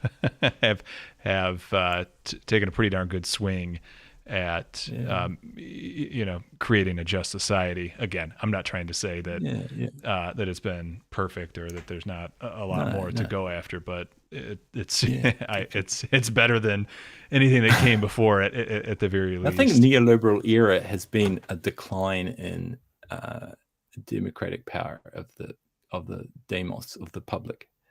But that's been by design by the neoliberals because they thought it would kind of work that way with a father government dictating that, okay, we're going to give as much to the private sector as possible.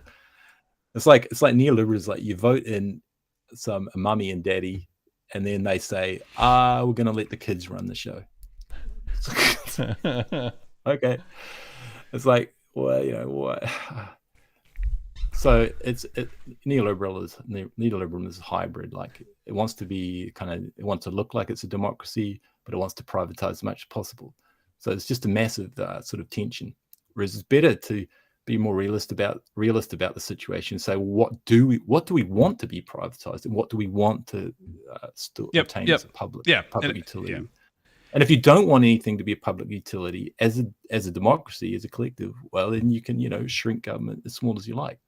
Yeah. But maybe it's not a good idea to shrink government so that you have no vote or no collective say. That might not be a good idea, right? Yeah, bring it back just to kind of economics as a whole. and at least what the MMT kind of project is trying to say is that those are political decisions. The constraints there are political constraints. It's not some constraint of nature, right? Like, the reason that we can't make it in our lifetimes to the nearest star system, right? The nearest solar system is a constraint of nature, right? Like, we're just not there. But the determination or the decision to make the internet, a public monopoly, make whatever, right? I mean, whatever it is, right? Healthcare, whatever it is, those are political. There's always going to be some monopolist emerge because of power dynamics. Yeah, those. And I hate that it's called critical theory. It's just power. It's just analysis of power. Yep. How it gets abused or how it gets used. Yeah. So it's like I'd say to libertarians and Austrian scholars and because I say, okay, they've got a really good point against MMT and people who think having some public sector services is a good idea. Have a good point, because if idiots are in charge of the government, well, yep, that kind of system doesn't work too well, does it? Yep. So I agree. Yeah. It's like, okay, but what's the fix? Is to get rid of that protection for workers and the lowest and the most oppressed, or to make it better? Yep, exactly. Yeah, amen. I mean, democracy is a project, man. It's a work in progress. I'm in 100% agreement with the, if we're going to let the government do it, they'll probably do it as worst as possible. That doesn't negate the fact, though, that it's still a political decision to let the government do it or not do it, and it's not a constraint of nature. And so if we all agree that it is a political decision, and this whatever endeavor it is that we want, we can get it done. And there have been government programs that have worked out really well when it's in the sometimes they get it right. Yeah. I mean, sometimes they're more efficient than the private sector. Yeah. I think NASA is a great example. I mean, in the 1950s and 60s, I mean, it was very clear that even if it turned out that it wasn't actually the existential threat that it was, I mean, we Oh, okay. Right. I mean, they still thought that it was part of their survival to get rockets on the moon. And NASA and DARPA and internet are good examples, because they were not lean, mean, tight fiscal machines. Mm-hmm. The way you do those big projects is you got to have a bit of inefficiency. It's called allowance for. It's called having some margins and allowance for error and tolerance. So when economists talk about efficiency, it's so cringe, because what does it mean really? If they're talking about getting the best bang for your buck, that kind of narrow analysis of efficiency, you're not going to get people going to the moon. The only reason Elon Musk is going to the moon is because NASA did it first, right? Yeah. Try doing it as a private space developer without some massive government, inefficient way. Well, you didn't know that by 2023, Elon Musk is going to have at least 24 rockets on Mars. You didn't. I don't even want to use the guy's name. You didn't get that memo. I didn't get the memo. Rowan Nora keeps making good comments that I like to push back on a little bit. I mean, I agree with most of it. What did you want to identify as Genghis Khan?